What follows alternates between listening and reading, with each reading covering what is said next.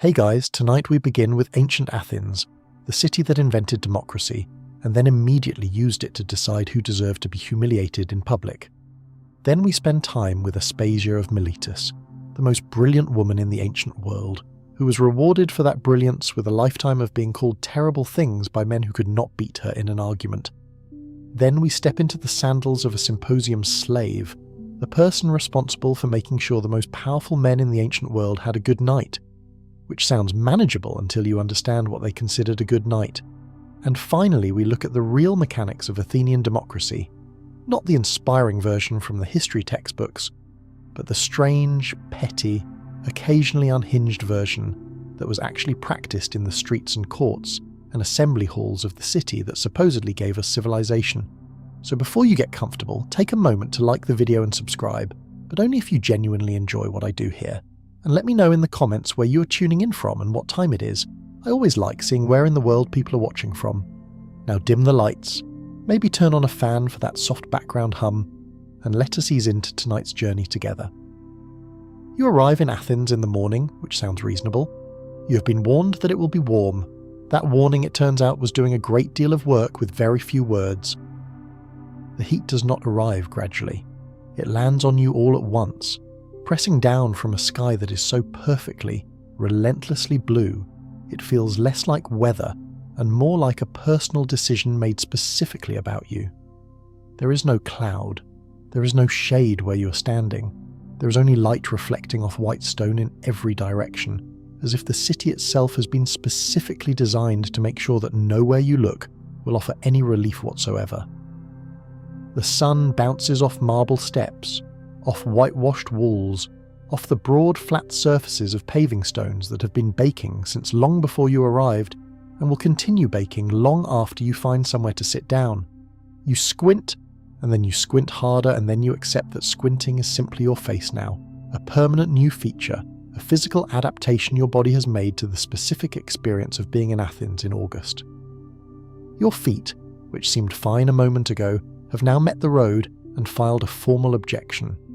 The streets of Athens are paved with irregular stone, smooth enough to be deceptive, uneven enough to catch your heel every fourth step in a way that requires just enough attention to be exhausting over long distances.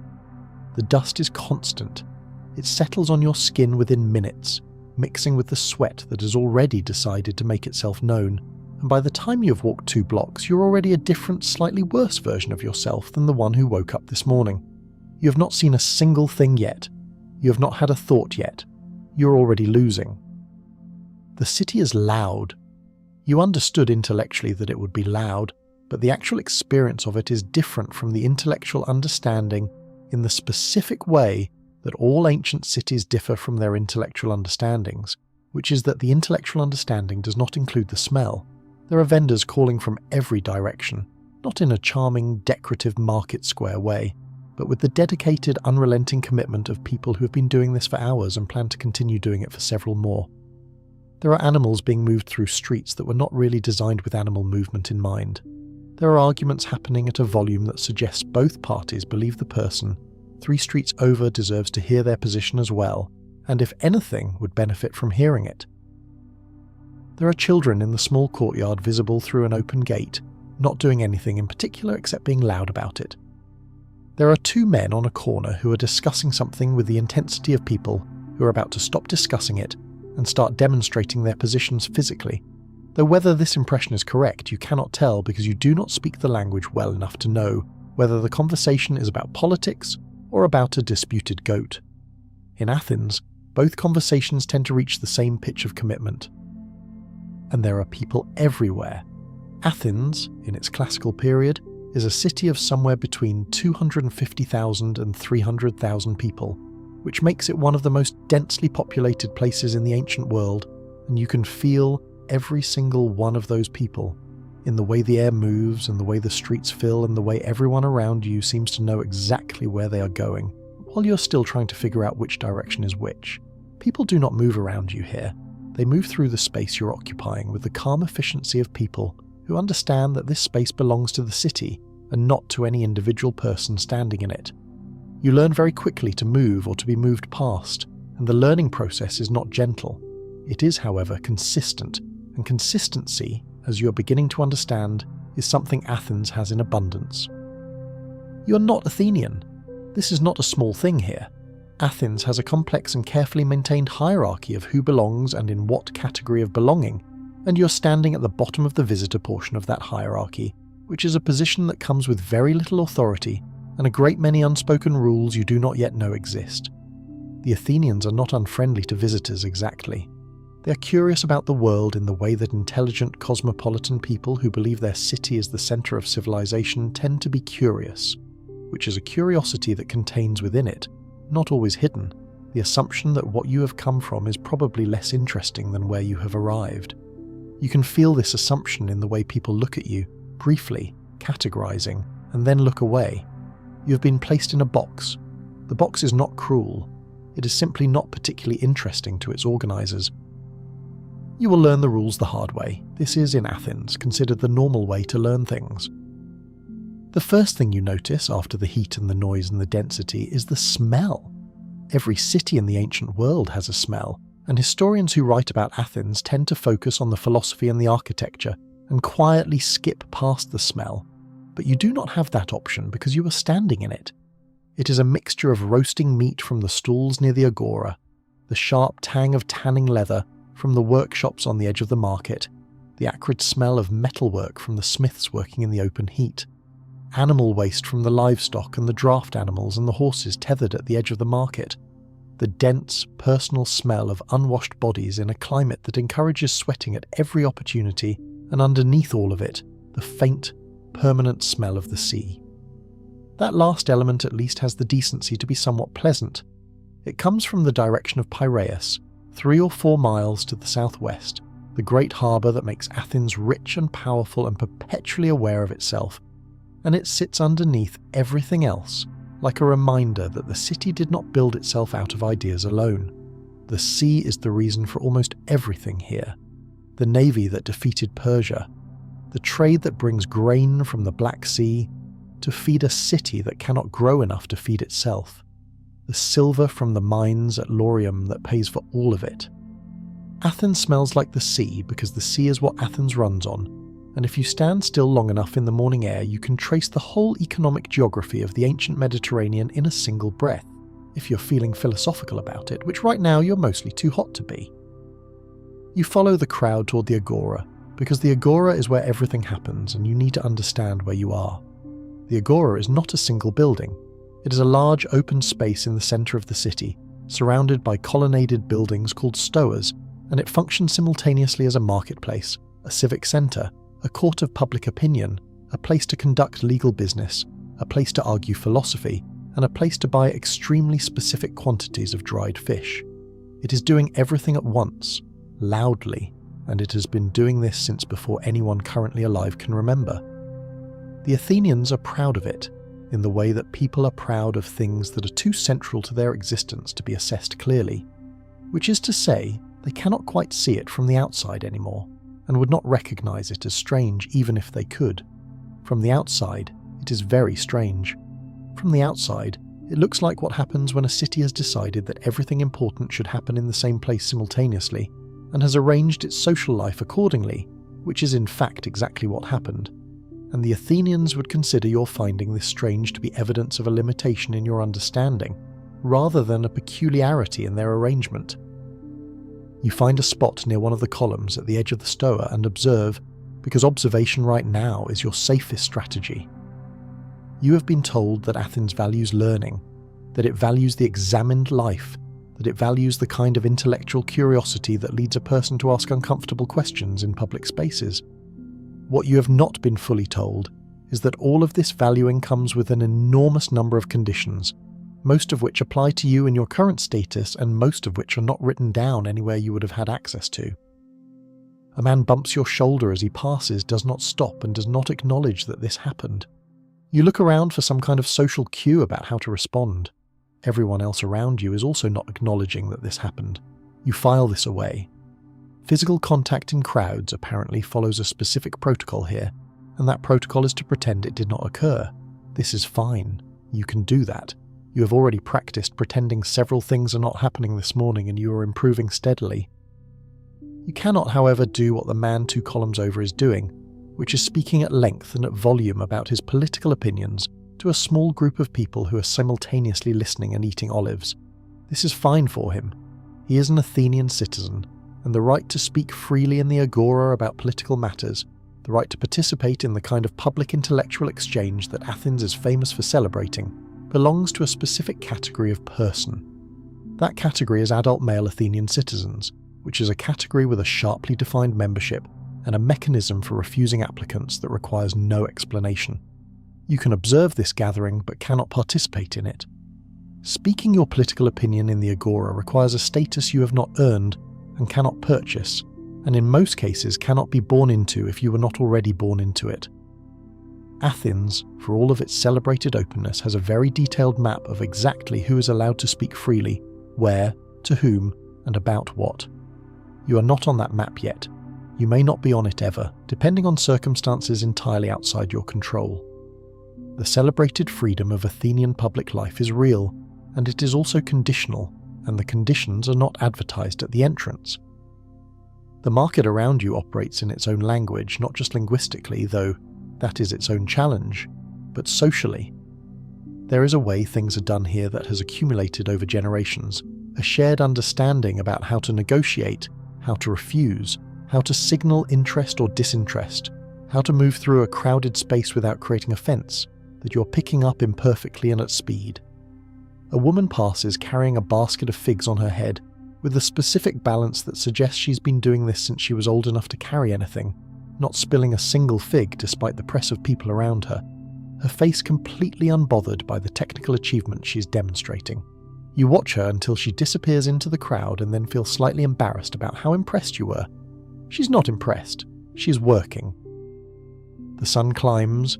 You find a spot of shade near the corner of the Stoa of Zeus and lean against the cool stone, which is not as cool as it looked from a distance, but is at least cooler than the air, which at this point is approximately the temperature of a decision you are beginning to regret. A dog passes you with the specific energy of a city dog, purposeful without any apparent purpose, heading somewhere with the confidence of an animal that has made complete peace with its lack of a fixed destination. You watch it go because the alternative is watching the sun move, and watching the sun move in Athens in summer is how hope dies.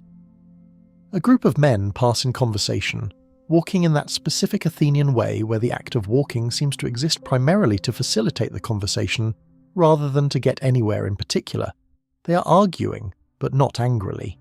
It is the kind of argument that sounds like it has been going on for some time and is expected to continue indefinitely, not because either party hopes to be proven wrong, but because the argument itself seems to be the point.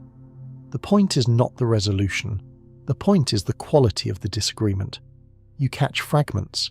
Someone is making a case about virtue, specifically about whether courage requires the fear that it overcomes, or whether true courage is the absence of that fear in the first place. Someone else disagrees, but agreeably, in the way that suggests he disagrees as a professional practice. A third person says something that makes the other two pause, and in that pause there is a quality, a shared recognition that something interesting just happened. A moment of acknowledgement that passes between them like a current going through water. This is Athens at its best, the thing the history books are actually talking about when they talk about Athens. Not the laws, not the buildings, not the navy. This.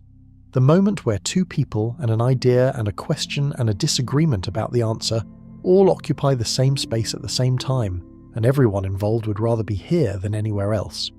You can feel the pleasure of it even from a distance, even without being able to follow every word. The pleasure of taking an idea seriously enough to argue about it with someone who takes it equally seriously is a kind of pleasure that is specific and rare and entirely portable across 25 centuries, which is the best evidence available that it was worth doing. You would like to join that conversation. You cannot join that conversation. What you can do is listen, and listening in Athens is its own education, because the city thinks out loud. Arguments spill into the street from workshops and schools. Students follow teachers through the colonnade, asking questions that the teacher answers by asking another question, which the students then have to live with for the rest of the afternoon, carrying the unresolved problem through their day like a stone in their shoe. A shoemaker near the edge of the market is known to hold conversations about justice while he works, and people stop to participate briefly, before continuing on with their errands, carrying pieces of an unfinished argument into the rest of their day like groceries they forgot they were holding. This is the city's texture. Everywhere you look, thought is leaking into the street. Ideas do not stay in schools here. They have escaped long ago and are wandering around the agora unsupervised, which is exactly how the city likes them. You move through the market because standing still has started to feel like a statement about your situation that you are not prepared to make publicly. The market stalls are dense and particular. There are sellers of garlic and onions and fresh figs and dried figs and small clay pots of honey and larger pots of olive oil and leather goods and cheap pottery and expensive pottery and birds in cages and fish on flat boards and salted fish in clay jars and several categories of goods whose purpose you cannot immediately identify but which are being examined seriously by people who clearly know what they are for. The variety is not random. Athens sits at the centre of a trade network that pulls in goods from Egypt and from the Black Sea coast and from the islands and from the cities of Asia Minor, and the market reflects that. A city with a powerful navy has options. Athens has exercised those options and arranged them on boards and in jars throughout its agora for your inspection. The prices are being negotiated. Always. This is not a place with fixed prices written on boards. This is a place where the price is what you're able to convince someone to accept, and the Athenians negotiate with the cheerful, competitive intensity of people who consider getting a good price a form of intellectual achievement, not unlike winning an argument in the assembly.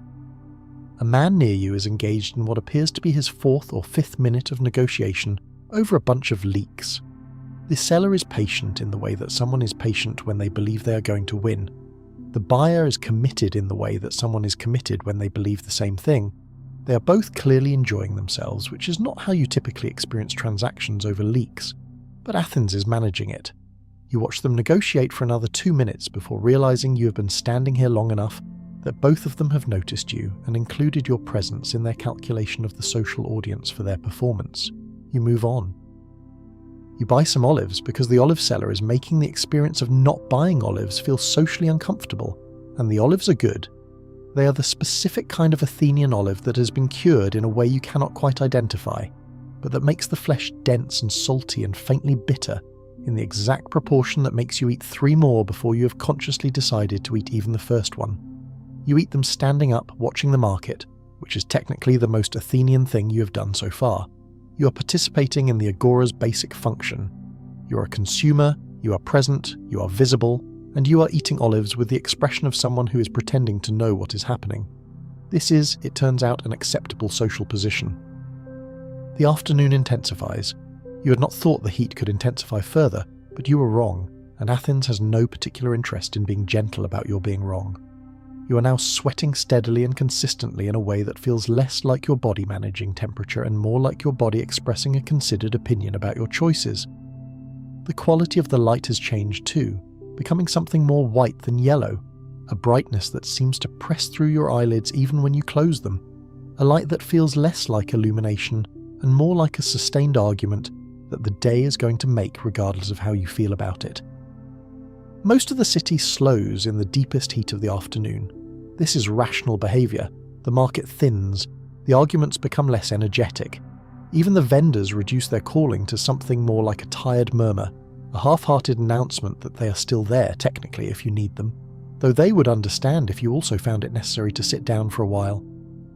People retreat to shaded courtyards, to the interiors of homes with thick walls designed specifically to resist the afternoon sun, to the cool stone of temples, which are technically religious spaces but function on hot afternoons as something closer to survival infrastructure.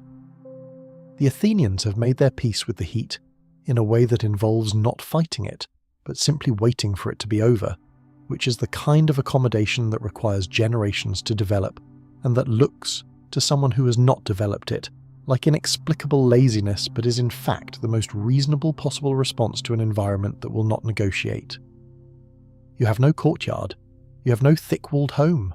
You sit near the base of a column in a sliver of shade that keeps moving in the wrong direction and try to remember what being at a comfortable temperature felt like. The memory is less vivid than you would like. You're beginning to understand something about the physicality of ancient life that no philosophical text prepared you for, which is that the body was always the foreground here, always the immediate and insistent context within which everything else happened. The great thinkers of Athens did their thinking while also being hot and thirsty and hungry and tired and dusty and bitten by insects and aware of their feet and subject to all the other physical conditions that affect human beings who do not have climate control or adequate footwear or drinking water available whenever they want it. The philosophy is remarkable partly because of that context, not despite it. These were not comfortable people with time to spare. These were people who insisted on thinking seriously about serious questions, while their bodies were filing the same complaints your body is filing right now. You find this somehow both consoling and deeply unfair. You have been sitting for what feels like a long time when you notice the Hephaestion on the rise to the west of the Agora, the temple to Hephaestus that overlooks the market from its elevated position on the hill of Kolonos Agoraios. It is better preserved than the Parthenon will eventually be, though you do not know that yet. What you know is that it is white and precise and sitting in the afternoon light in a way that looks entirely indifferent to the fact that you are sweating below it. The columns catch the light with the calm authority of things that have been catching light for a very long time and expect to continue. Around its base, workshops have operated for generations. The hill of Hephaestus is the working hill, the artisan's hill, where the smiths and the potters and the bronze workers have their establishments, and where the smell of metalwork and clay smoke drifts down to the agora on the still afternoon air. The temple sits above the work it patron gods, which is a very Athenian arrangement. The divine and the functional share the same hillside without comment, the one making things eternal, the other making things useful, neither one particularly concerned about the distinction. The shadows begin to lengthen eventually, slowly, as if the afternoon is reluctant to admit it is over. The light changes from white to gold, then to orange. The stone that was baking under your hands becomes something you could hold without flinching. The air loses its aggressive quality and becomes merely warm, which after the afternoon feels almost refreshing. The city begins to wake back up. The market noises return. The arguments resume. The dog you noticed earlier reappears, heading in a completely different direction with the same confident purposelessness, apparently having completed whatever errand had occupied the first part of its afternoon, or possibly having simply decided to reconsider its previous direction entirely, which in Athens is a choice available to everyone and exercised often. You walk toward the northern edge of the agora as the evening gathers, toward the part of the city where the streets begin to climb toward the Kerameikos, the Potter's District and the city's great cemetery, where the road to the academy passes between tombs of Athenian soldiers and famous men, and the monuments that families have erected to their dead with the competitive intensity that the Athenians bring to most public displays. Death in Athens is not a private matter. Death is another occasion for the city to think about itself, which is what the Athenians do with most occasions. The funeral orations delivered over war dead are famous not just because they are eloquent, but because they are genuinely argued, because the speakers believe what they are saying even when what they are saying is a polished and selective version of events that serves the city's image of itself more than it serves the complicated truth. The gap between the speech and the reality is not dishonesty exactly. It is the Athenian version of civic aspiration. You hold the ideal in one hand and the practice in the other, and you deliver the ideal at full volume, and you let the practice be handled quietly. This is not unique to Athens, but Athens does it better than almost anyone else, and with more genuine belief in the ideal even while failing to live up to it, which is either a virtue or an irony depending on how you're feeling about the city by the time the afternoon is over. By the time the heat begins to ease properly, you have learned several things about Athens that were not in your preparation. You have learned that the city's social rules are both more rigid and more bizarre than you expected, that they exist in a complicated relationship with the city's celebrated values of openness and inquiry, and that the gap between the two is not a contradiction the Athenians particularly feel obligated to resolve. The gap is not a problem to them. The gap is simply where reality lives, and Athens is too honest a city to pretend otherwise, even while being too invested in its own image to examine the gap entirely clearly. This is a tension the city has been managing for generations and will continue managing for generations more, and it manages it not by resolving the contradiction, but by generating so much philosophy about the nature of justice and equality and virtue, that the contradiction gets somewhat buried under the weight of the commentary. You have learned that status here is not just about wealth or birth, but about a very specific combination of citizenship, gender, profession, place of origin, and a quality the Athenians call reputation, which can be built slowly and destroyed instantly, and which matters in daily life more than any single legal category. A man who is poor but a citizen is above a man who is wealthy but a foreigner in most of the calculations that matter in the agora. A woman of any class is below both of them in most of the calculations that matter anywhere. A slave is below everyone in every calculation, not just legally, but in the specific way that a thing is below a person, which is not a comparison Athens finds troubling to make. If you like the video so far, please leave us a like and a sub. A sub to the channel helps us make more videos for you to watch and keep the channel alive. These categories are not invisible to the Athenians. They are simply accepted. The city that talks more seriously about justice than any other city in the ancient world has decided, without apparent discomfort, that justice operates differently for different categories of people, and that this is an arrangement that does not need to be examined too carefully. The people who would be most motivated to examine it are not in positions from which the examination would produce any change. You have learned that the agora is simultaneously the most democratic and most hierarchical space you have ever stood in, where the freedom to speak and the restriction on who may speak exist in the same breath, neither one cancelling out the other, both of them completely real. You have learned that Athens is a city of intense, constant observation. Not in any sinister way, not with guards or officials tracking your movements, but in the old-fashioned human way, where a community of people who know each other well enough to have opinions about everyone notices what you do and adds it to the running calculation they are all constantly performing about who you are and whether you belong. This observation is not hostile usually. It is how a community maintains itself, but it is total, and it does not take breaks, and if you are the kind of person who notices being watched even from the corner of someone's eye, Athens will make you feel that constantly.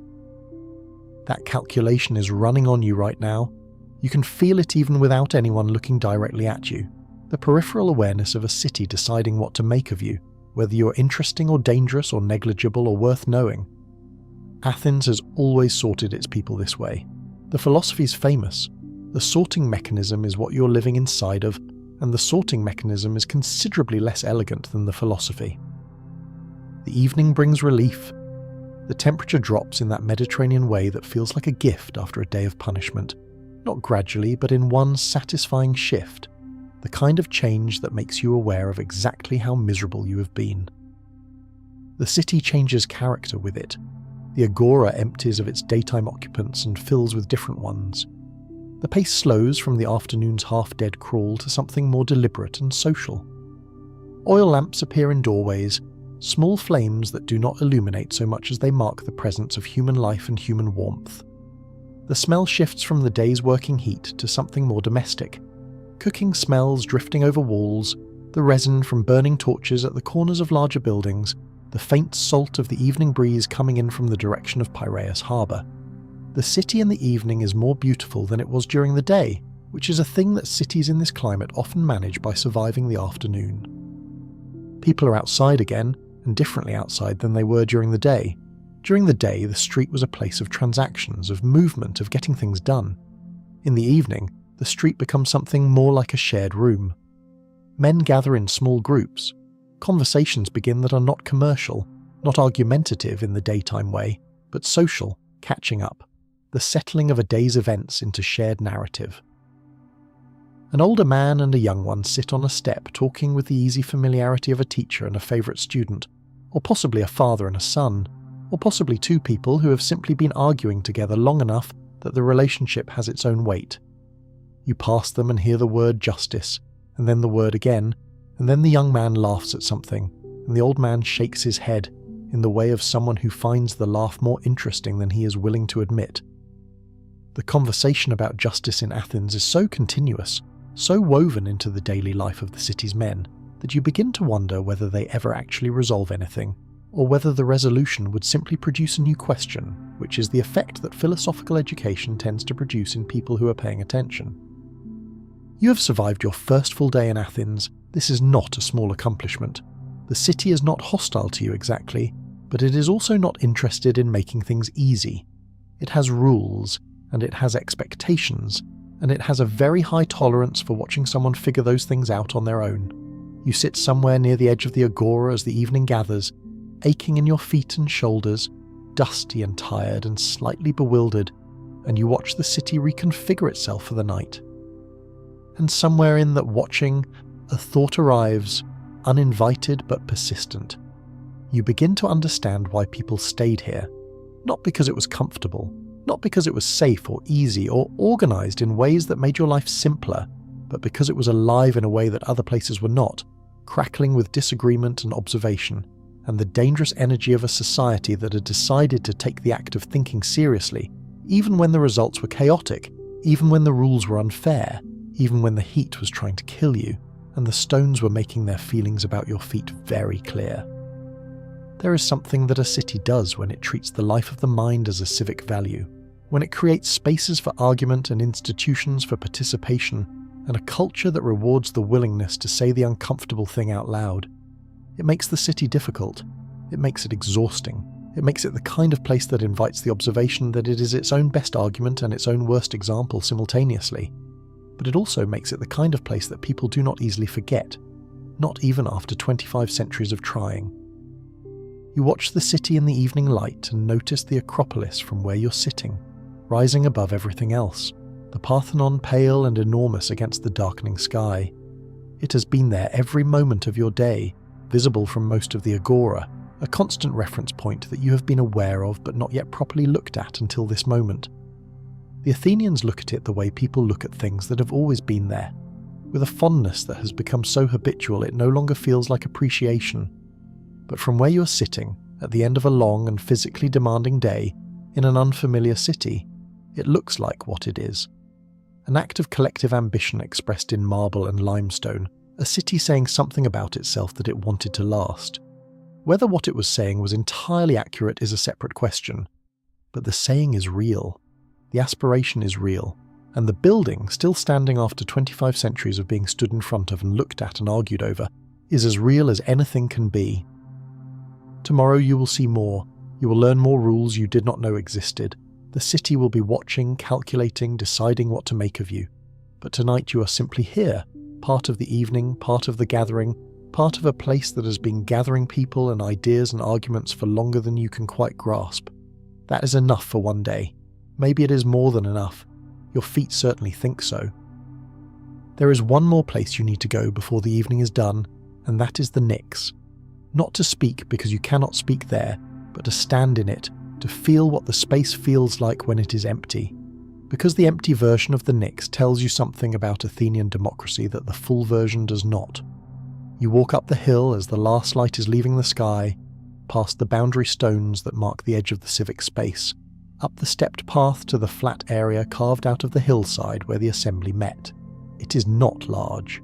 This surprises visitors who have imagined democracy happening in a space commensurate with the grandeur of what was decided here. The Pnyx is intimate in a way that does not match the importance of what it contained. You could fit the entire citizen body here, but only because the citizen body was a fraction of the population, and the space makes that fact visible.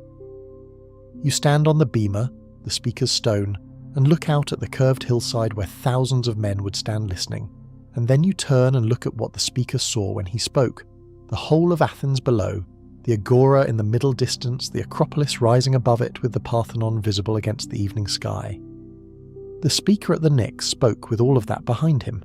Every word he said was spoken with the city as his backdrop, which was a staging choice that the Athenians made deliberately, aligning civic speech with the physical presence of the city it was speaking for, making the act of argument continuous with the landscape it was arguing about. You understand, standing here, why the speeches were the way they were, why they reached for something larger than the specific point being argued. The view demanded it. The city was right there, asking to be addressed. The stars are beginning to appear as you stand on the bema. Athens below you is shifting from gold to grey, the lamps coming on in the houses, the harbour at Piraeus a faint glimmer in the distance. The city is enormous and old and indifferent to your presence in the way that cities are always indifferent to any individual presence, and yet it is also somehow familiar, already, in the way that places that are fully themselves tend to become familiar quickly. because you recognize the quality of the life being lived in them even when you cannot yet navigate them. You have spent one day here. You will spend more, and each day will teach you something about the gap between what this city says it is and what it actually is. And that gap, the pressure it creates, the conversation it generates, the philosophy it produces, the tragedies it writes about itself, is the most interesting thing Athens has to offer. More interesting than the buildings or the battles or the great men making speeches from exactly where you are standing. You come down from the Pnyx slowly, watching your feet on the uneven path. Below you, the city is settling into night. Tomorrow the assembly may or may not meet. The agora will open at dawn, and the arguments will resume, and the negotiations over leaks will begin again, and the dog will appear somewhere in the market heading somewhere, with its characteristic purposeful purposelessness. The city will do what cities do, which is to continue, and you will be in it, present, learning the rules, feeling the hierarchy press against you from all sides, eating olives standing up, pretending to know what is happening, which is, after all, the experience of most people in most cities at most points in history. The city does not wait for you to feel ready. You walk down the hill and back into the streets, and the evening opens around you like the rest of your life waiting to begin. You pass a school on your way back toward the centre of the city, a palestra, the wrestling school, visible through an open gate in the late afternoon light. Boys are practicing inside, supervised by a man who watches without speaking, letting the practice speak for itself. The palestra is one of the foundational institutions of Athenian education, alongside the music teacher and the grammatist who teaches reading and writing. 3 pillars of what it meant to produce an Athenian citizen from the raw material of a boy born into a citizen family. The education is not free from cost, but it is not restricted to the very wealthy either, and the result is a citizen body that is, by the standards of the ancient world, remarkably educated, capable of engaging with the complex arguments of the assembly, not just as spectators, but as participants, able to recognize a good argument from a bad one, to spot a logical fallacy, to judge the quality of a rhetorical performance. This is what the democracy runs on at its best, not just the structure of the assembly and the courts, but the quality of the people in them, the distributed civic intelligence that the city has invested in producing, and that the city's enemies have always underestimated because it is harder to see than a wall or a fleet. The boys practice a throw and practice it again, and the teacher does not speak. Somewhere in the city, a teacher of a different kind is asking a question that his students will have to carry home with them and live with for a day before they can begin to answer it. The river of argument runs through everything here, through the wrestling school and the agora and the Pnyx and the andron and the law courts and the theatre, the same river, the same current, pulling in the same direction even when the specific questions are different. You stand at the gate for a moment, watching the practice, feeling the heat of the afternoon finally beginning to ease, and then you walk on, because you have learned one thing with certainty today. In Athens, you are never standing still long enough. The city is always moving, and you are either with it or behind it, and there is no third option. Athens was never about comfort. It was about something harder to name and harder to leave, and no single person embodies that quality more fully, or paid more for it, than the woman who moved through this city's higher circles for decades carrying a brilliance that it both needed and resented. Long before she became the subject of comedy and slander and philosophical reference, and one of the most persistent reputations in ancient history, Aspasia of Miletus was simply a young woman from a prosperous city on the coast of Asia Minor, figuring out what kind of life a person with her abilities and her circumstances was permitted to build in the most intellectually vibrant city in the world. The answer, as she would spend the rest of her life discovering, was a remarkable one, but not without cost, and not without a sustained effort by the city to ensure she understood the conditions under which her brilliance was being tolerated. She arrived in Athens sometime around 440 before the Common Era, and she arrived as a foreigner, which meant she arrived already holding a position in the Athenian hierarchy that closed certain doors permanently. She was from Miletus, a city on the Ionian coast of Asia Minor, a place of considerable cultural sophistication and commercial wealth that had spent decades navigating the tension between Greek cultural identity and Persian political power. Miletus was the city that had produced the first Greek philosophers, Thales and Anaximander and Anaximenes, men who looked at the natural world and asked what it was made of in a way that was genuinely new, a way that treated the world as something to be understood rather than simply appeased. This tradition of intellectual ambition was part of the air of Miletus. Aspasia grew up breathing it, which means she arrived in Athens already shaped by a culture that took questions seriously, already accustomed to the idea that the world rewarded those who examined it carefully, and already, almost certainly, slightly impatient with people who did not. Miletus itself was by this time a city that had known catastrophe and recovery in roughly equal measure. The Ionian revolt against Persian domination at the beginning of the 5th century, the great uprising of Greek cities on the Asia Minor coast that preceded the Persian Wars and helped precipitate them, had ended with the sack of Miletus by Persian forces in 494, an event so violent that it reportedly caused a theatre audience in Athens to weep, for which the playwright responsible was fined for distressing the public with other people's suffering. The city had been rebuilt and had recovered its commercial importance, but it bore the memory of that destruction, and the women who grew up in it in the generations afterward grew up understanding something that many comfortable people do not learn until it is too late, which is that security is not a permanent condition, that circumstances change, and that the most reliable resource a person has is what they carry inside them. Whether she came to Athens as a free woman seeking opportunity in the most intellectually vibrant city in the Greek world, or whether she arrived in a social category that required more negotiation and more adaptation than that description implies, is a question the historical record cannot answer cleanly. Ancient sources disagree about her, partly because ancient sources always disagree about women they found interesting, and partly because the categories available for describing independent, intelligent women in the ancient world were limited and tended to collapse into one another in ways that served the observer's purposes more than the subject's reality.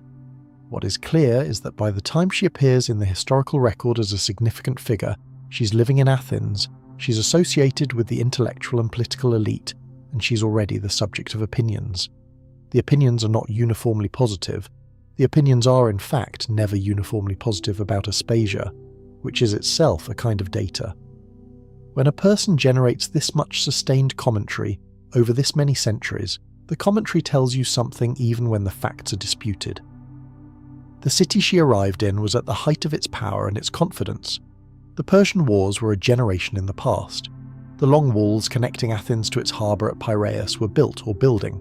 The Parthenon was rising on the Acropolis, its construction organised by the sculptor Phidias, under the patronage of the city's most powerful man. The treasury of the Delian League, theoretically a defensive alliance of Greek states formed after the Persian Wars, was in practice the instrument by which Athens funded its own grandeur, drawing on contributions from allied states to build temples and public buildings, and a navy that served Athenian imperial interests as much as collective Greek ones. Athens discussed this arrangement with the breezy unconcern that only the very powerful can maintain about their own behaviour. The allies had opinions about it, and would eventually express those opinions in ways that contributed to a war. But for now, in the middle of the 5th century, Athens is ascendant, conscious of itself, spending freely, and producing in almost every field of human endeavour work that would still be studied 2,500 years later. This was the moment Aspasia arrived into. She had not, apparently, chosen a modest stage. Into this city came Aspasia, and into the life of its most powerful man. Pericles, at the time she met him, was the dominant political figure of Athens, the strategos whose influence shaped the city's decisions on war, architecture, finance, and the management of its subject allies, with a consistency and effectiveness that his contemporaries found both impressive and sometimes alarming.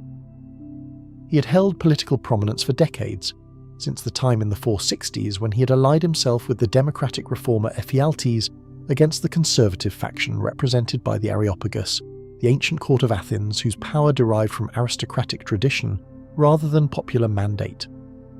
When Ephialtes was assassinated, Pericles continued the democratic program on his own, extending the powers of the assembly and the popular courts in ways that shifted the balance of Athenian politics decisively toward direct citizen participation. The radical democracy that made Athens famous was, in its most developed form, largely his work, and he spent decades operating inside the system he'd helped build with the particular kind of authority that comes from understanding a structure well enough to navigate it in ways that others cannot quite follow.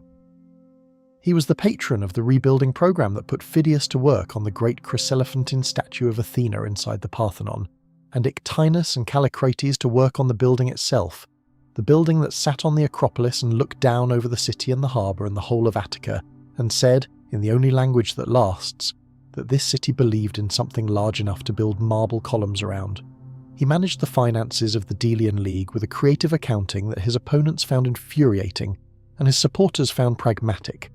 He was, by the account of Thucydides, a man of such personal authority that Athens during his leadership was nominally a democracy, but in practice something closer to a government by its first citizen, which is the kind of assessment that Thucydides delivers with the precision of a man who has thought carefully about the difference between the form of a thing and its substance.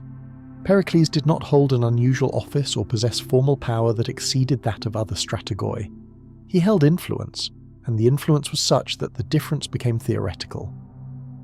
Pericles was also, when he met Aspasia, unhappily married in the formal, arranged, politically useful way that powerful Athenian men tended to be married. The marriage had produced 2 legitimate sons and a degree of mutual dissatisfaction that the ancient sources do not describe in detail because the internal life of Athenian wives was not a subject the ancient sources found particularly worth recording. The inner experience of women in classical Athens was a subject the ancient world treated with the same policy it applied to most things that made it uncomfortable, which is to say, it treated it with selective attention, recording what was useful to record and quietly setting aside the rest. He and his wife parted ways in the manner that Athenian law provided for, an arrangement that was legally unproblematic for a man of his standing. The wife returned to her family with whatever the settlement specified. Life continued. Then Pericles entered into a relationship with Aspasia that functioned in every meaningful sense as a marriage, but was legally unable to be one, because the citizenship law he himself had championed in 451 prevented Athenian citizens from forming legal marriages with non-Athenians. He could not marry her. He chose within those constraints to live with her, to consult her, and to be publicly associated with her in ways that went well beyond what most Athenian men did with the women they kept outside of formal marriage. He was seen with her in public. He brought her to social occasions. He made no effort to conceal the relationship or to maintain the kind of careful public distance that would have been easier for him politically. There is a passage in Plutarch noting that he kissed her on leaving the house in the morning and on returning in the evening, which Plutarch records with the slightly bewildered tone of a man who finds this both touching and difficult to entirely account for within the behavioural norms of their shared cultural inheritance. Plutarch had read a great many accounts of a great many powerful Athenian men. None of the others were recorded kissing anyone goodbye at the door. She was brilliant. This is the part that made everything complicated.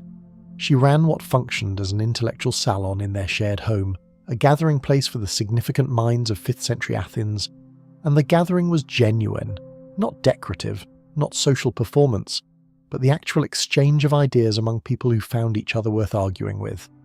Socrates, who was not easy to impress and who had a well-documented habit of pointing out when people were not as clever as they thought they were, mentioned her repeatedly and visited her house. The references to Aspasia in Socratic literature are notably different in quality from the references to most women who appear in these texts as examples, as objects of analysis, as categories, but rarely as independent intellectual presences. Aspasia appears as someone whose thinking is worth engaging with, which is a specific kind of recognition that the texts do not give to many people regardless of gender. In Plato's Menexenus, Socrates claims she taught him rhetoric and helped him compose a funeral oration he proceeds to deliver in the dialogue. This is clearly ironic, clearly not fully literal, a piece of Platonic humour operating through strategic exaggeration. And yet the fact that the joke lands at all, the fact that attributing the teaching of rhetoric to Aspasia is even a recognisable reference, tells you something real about how she was perceived in the intellectual life of the city. Jokes only work when they reach towards something the audience already half believes. A joke about Aspasia teaching rhetoric to Socrates requires an audience who already knows who Aspasia is, and who already has some sense that the idea of her teaching rhetoric is not entirely preposterous. That audience existed. That is the evidence. She taught rhetoric to others as well. There are references to male students coming to learn from her. which is remarkable in a city where the formal education of men by women was simply not the way things worked. The guest lists of her home are not preserved, but the references scattered through philosophical texts and comic poetry suggest a circle that included not only Socrates, but Alcibiades, Phidias, Anaxagoras, and the architects and artists who were reshaping the physical face of Athens in exactly these years. The Parthenon was being built. The intellectual conversation that preceded and accompanied its construction, the arguments about aesthetics and proportion, and the relationship between the visible and the ideal was happening partly in the house of a foreign woman who could not vote on any of the civic decisions that funded the building she was discussing. The Athenians managed this with the same equanimity they brought to most of their contradictions, which is to say they did not appear to notice it.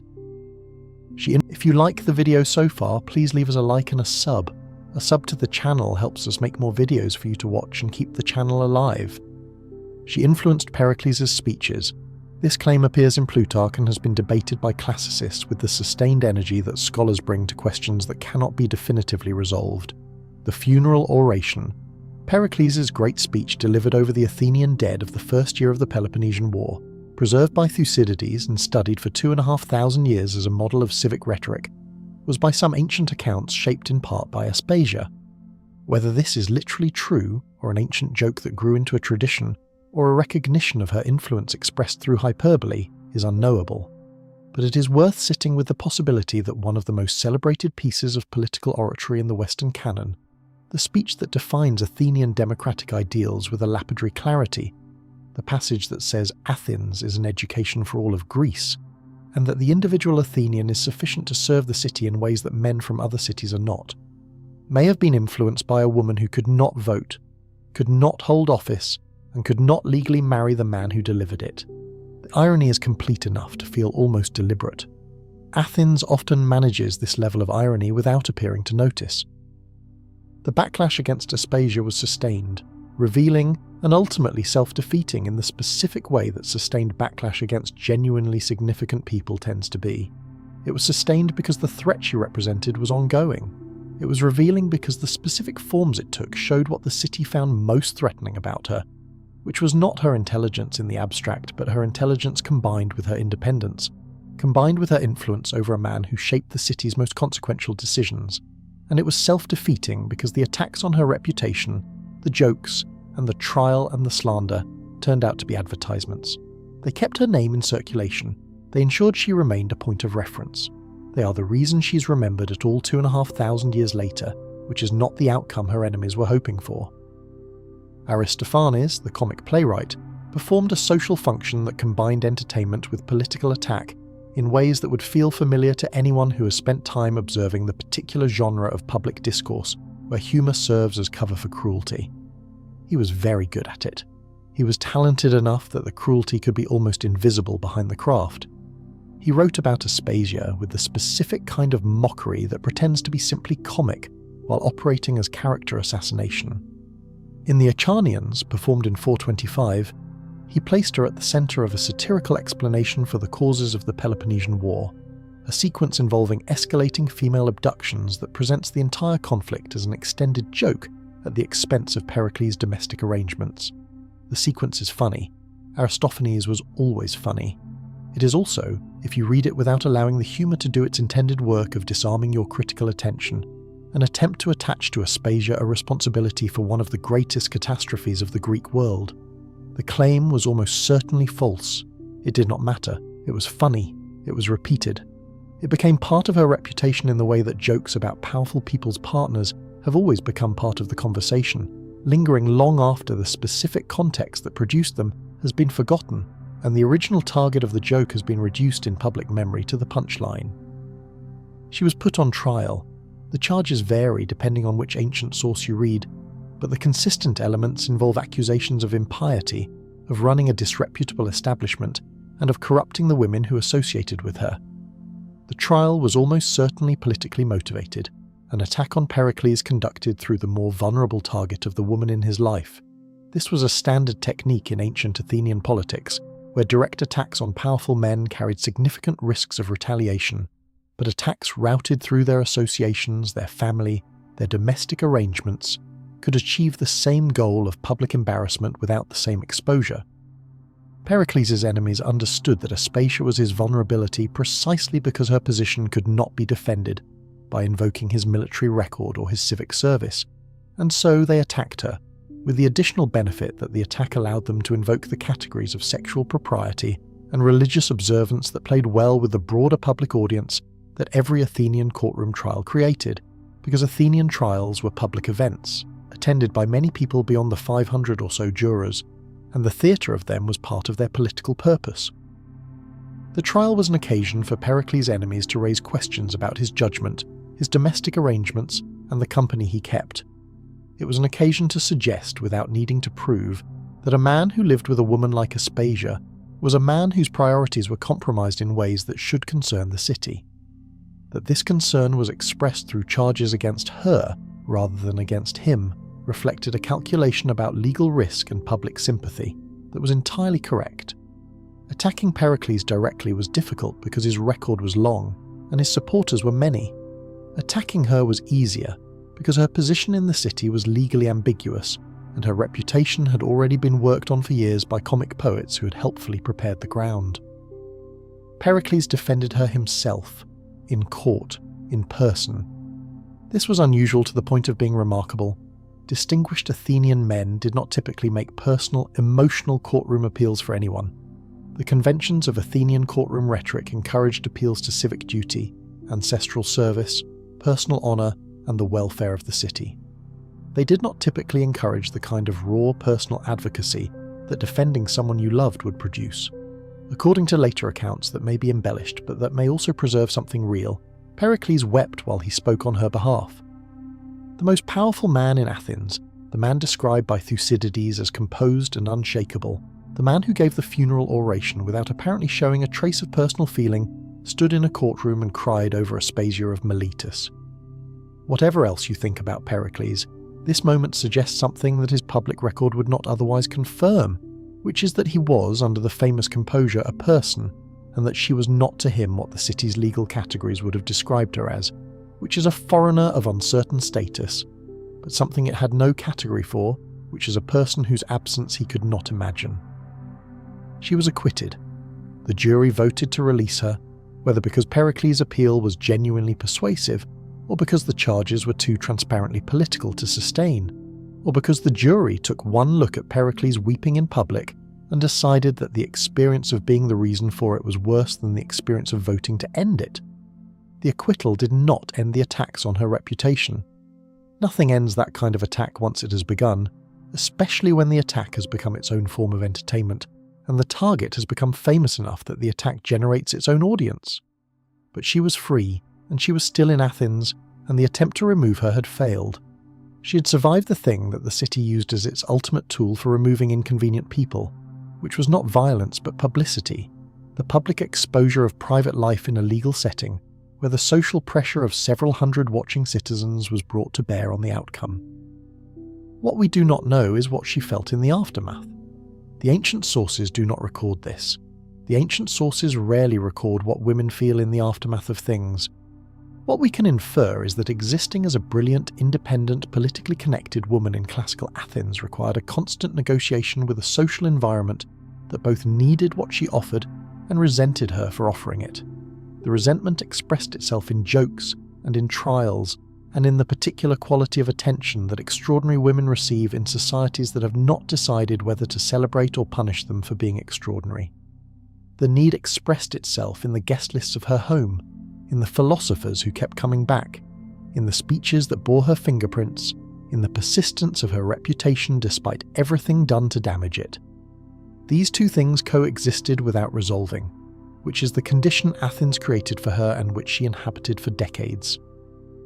We know that she and Pericles continued together until his death in 429, when the Great Plague arrived in Athens, the epidemic that swept through the city during the second year of the Peloponnesian War, and killed, by some estimates, a quarter of the population. The plague entered through Piraeus, spreading along the same trade routes that made Athens rich, carried by ships from the eastern Mediterranean into the densely packed streets of the greatest city in the Greek world. Pericles survived the first wave. He survived long enough to watch it take his sister and both of his legitimate sons from his first marriage. a series of losses that Plutarch describes as having shaken even his famous composure.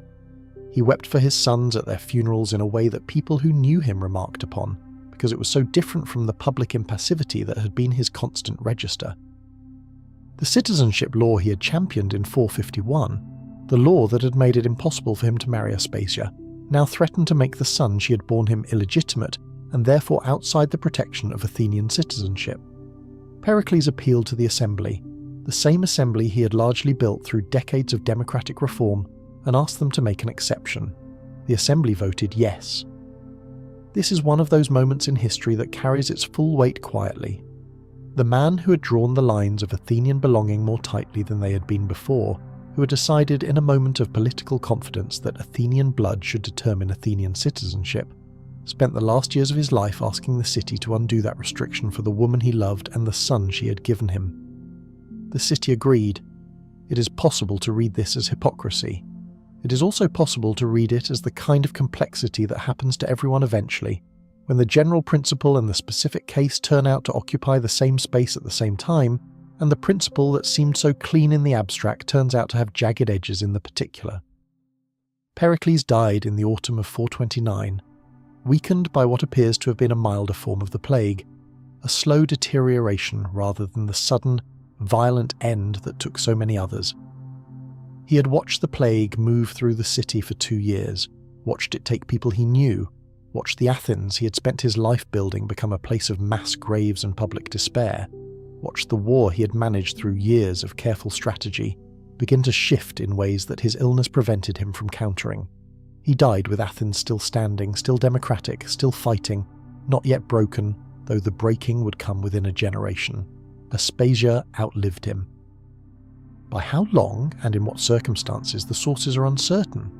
There are references suggesting she eventually formed a connection with another Athenian of significance, a man named Lysicles, described as a cattle dealer turned politician, which is the kind of transition that says something about both the fluidity of Athenian social life and the way proximity to Aspasia seems to have accelerated people's ambitions.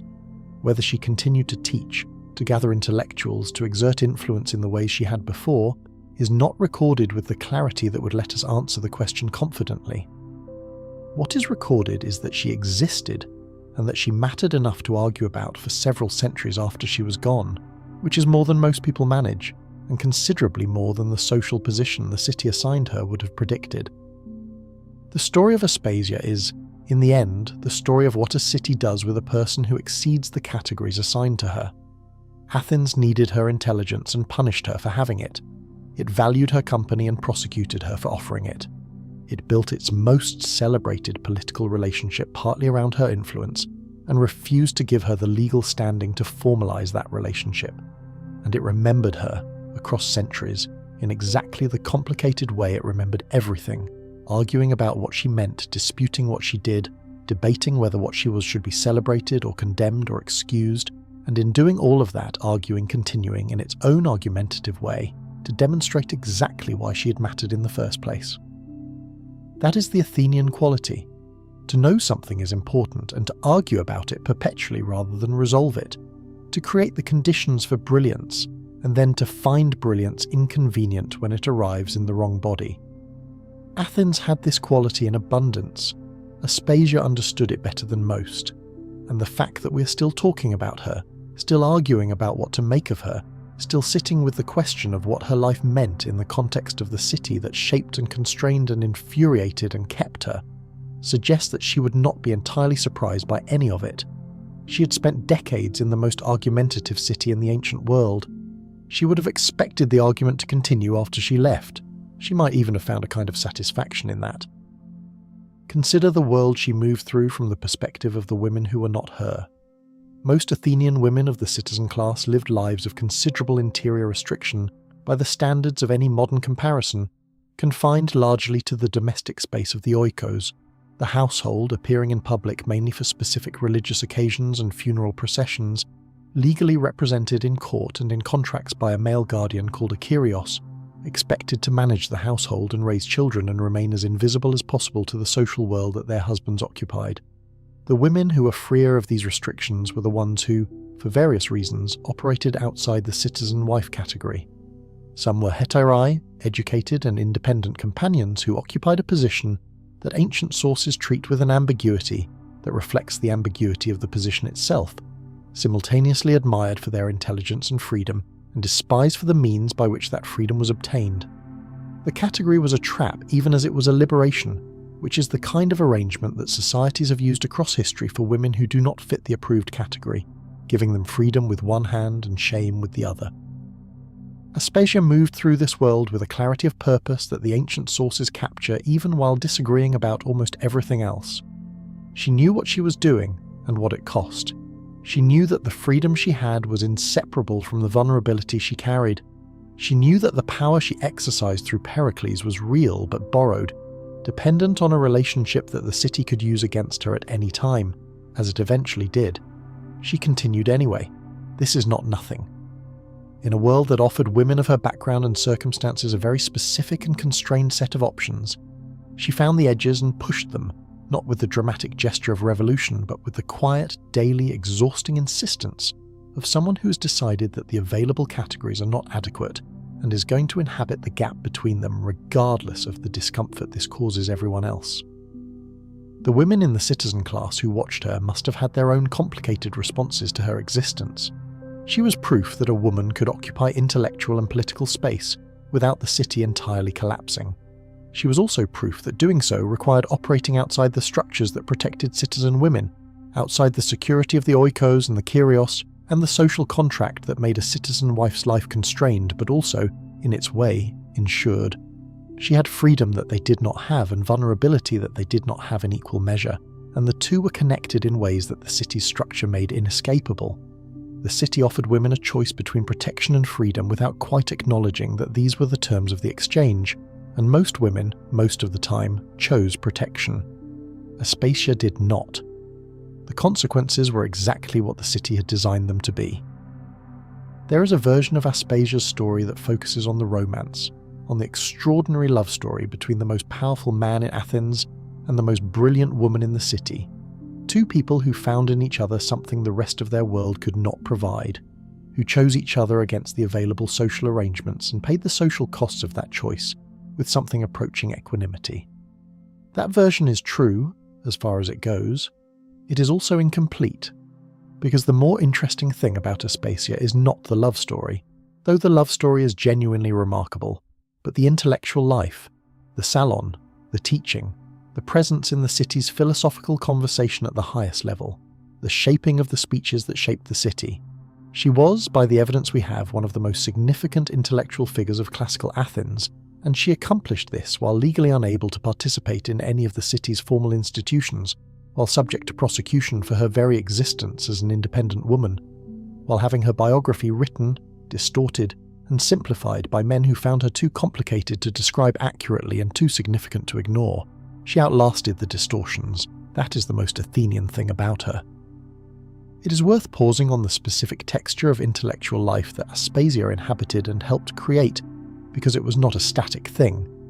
The 5th century in Athens was a period of extraordinary intellectual ferment, a time when the sophists were transforming education by making rhetoric and argument available to anyone who could pay for the instruction, when Anaxagoras was proposing that the sun was a burning rock rather than a divine body and getting prosecuted for it, when Herodotus was writing his histories and Thucydides was beginning his, when the pre-Socratic tradition of natural philosophy was being absorbed and transformed into something that would eventually become the discipline we recognize as philosophy. Aspasia was not a bystander to this ferment. She was one of its participants, one of the people in whose house these ideas were argued about, refined, challenged, tested against each other. The salon she kept was not a decorative gathering. It was one of the places where the intellectual work of the period actually happened. The teaching of rhetoric was, in this context, not a minor or supplementary skill. Rhetoric was the central technology of Athenian democratic life. The citizen who could not argue persuasively in the assembly or in the courts was a citizen whose influence was limited regardless of his formal rights.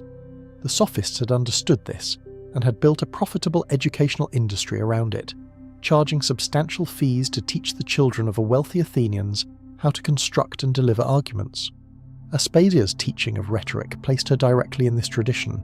but with a difference that the ancient sources do not quite state directly, but that is implied by the quality of attention she received. She was not just teaching a skill, she was doing something that involved genuine intellectual engagement with the nature of language, argument, and persuasion. The students who came to her came, apparently, not just for technique, but for ideas, and the ideas they received were, by the evidence of the philosophers who referenced them, worth having.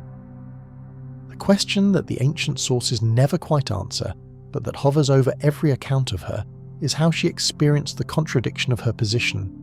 To be the most intellectually significant woman in the city, to teach the men who govern the city, to influence the speeches that define the city's self-understanding, and simultaneously to be legally unable to participate in any of the city's formal processes, to be dependent for her security on a relationship that the city's own laws treated as less than marriage, to be prosecuted for her existence when her enemies needed a weapon against the man she lived with.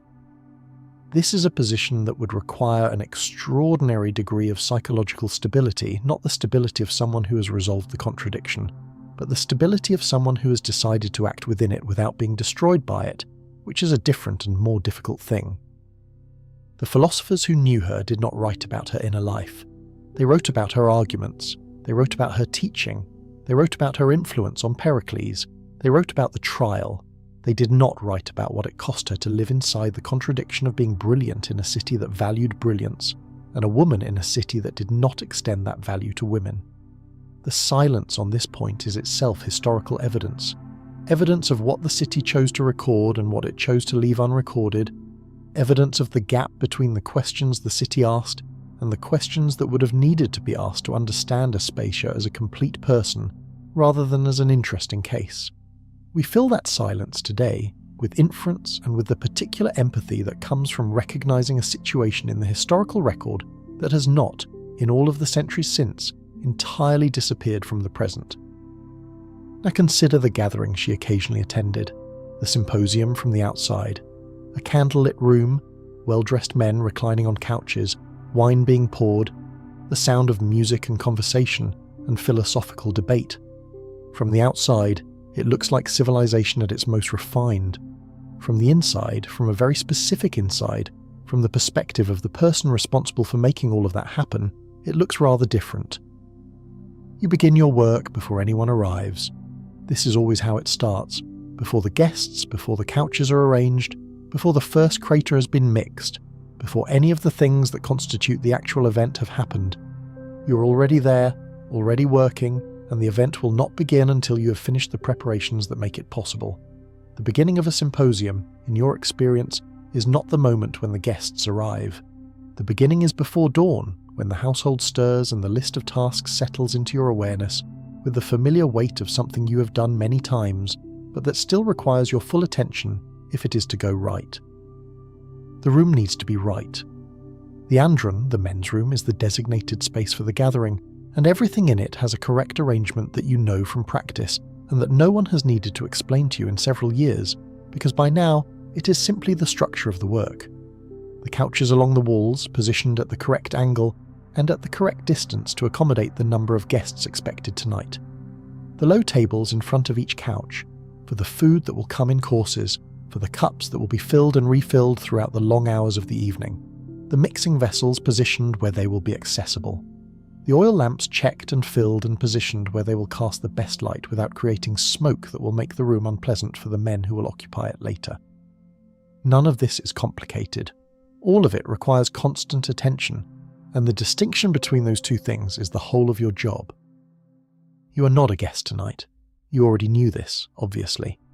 But there are layers to the knowledge that you have learned over time, and they arrive differently on different evenings depending on who is coming and what the evening is intended to accomplish. Some evenings are lighter than others. Some evenings the men drink steadily and talk about nothing in particular, and the work is mainly the work of keeping cups full, and the room comfortable. Some evenings are more serious, more formal, more deliberate in their philosophical ambition, and those evenings are different because the conversation is different, because the things being said are worth hearing, and because you will hear them and not be asked for your response. Tonight is one of the more serious evenings. You have learned to tell from the preparations, from the quality of the wine being brought up, from the food that has been ordered, from the number of guests and who some of them are. There is a man coming tonight who's been here before, who speaks with the particular quality of someone who believes the conversation itself is more important than any conclusion it reaches, and who leaves every previous gathering having made everyone in the room feel that the questions they were asking were the right questions, even if the answers remain unclear. He is the kind of presence that changes the temperature of a room, and you have been in enough rooms with him to understand that the evenings he attends are not evenings you're likely to forget, for reasons that have nothing to do with anything being asked of you specifically. You begin with the garlands. Every symposium guest receives a garland on arrival, a wreath for the head made from whatever is in season, and appropriate to the occasion, ivy or myrtle or laurel or violets, depending on the time of year and the tone of the evening. Tonight, if you like the video so far, please leave us a like and a sub. A sub to the channel helps us make more videos for you to watch and keep the channel alive. Tonight you have been working with ivy and white myrtle, winding the stems together with the practiced efficiency of someone who has done this particular task enough times that the hands work without the mind needing to supervise them entirely, which is useful because it leaves the mind free to observe other things. The room, the preparations, the quality of the light as it moves through the afternoon toward evening, the small adjustments that will need to be made before the guests arrive. You work through the garlands methodically, setting each finished one aside, checking the count against the guest list you were given this morning, adding one more to account for the possibility that someone will bring a companion who was not expected, which happens often enough that accounting for it has become part of the preparation. The garland making sounds like a minor task. It is not minor. The wreath a guest receives when he arrives is the first statement the evening makes about itself, about the care that has been taken, about the respect that the host intends, about the quality of the gathering. A badly made garland says something. A well-made garland says something different. You've been making them long enough to know the difference between adequate and good, and you've come to a position in your own work where adequate is not something you're willing to settle for. Not because anyone has told you the difference matters, but because you have discovered that doing your work well is one of the things that belongs entirely to you, one of the very few areas in the structure of your life where the quality of the outcome is determined by what you bring to it. This is not a small thing. It is in fact nearly everything, and you have known it long enough to protect it. The wine is the central thing, the element around which everything else is organised.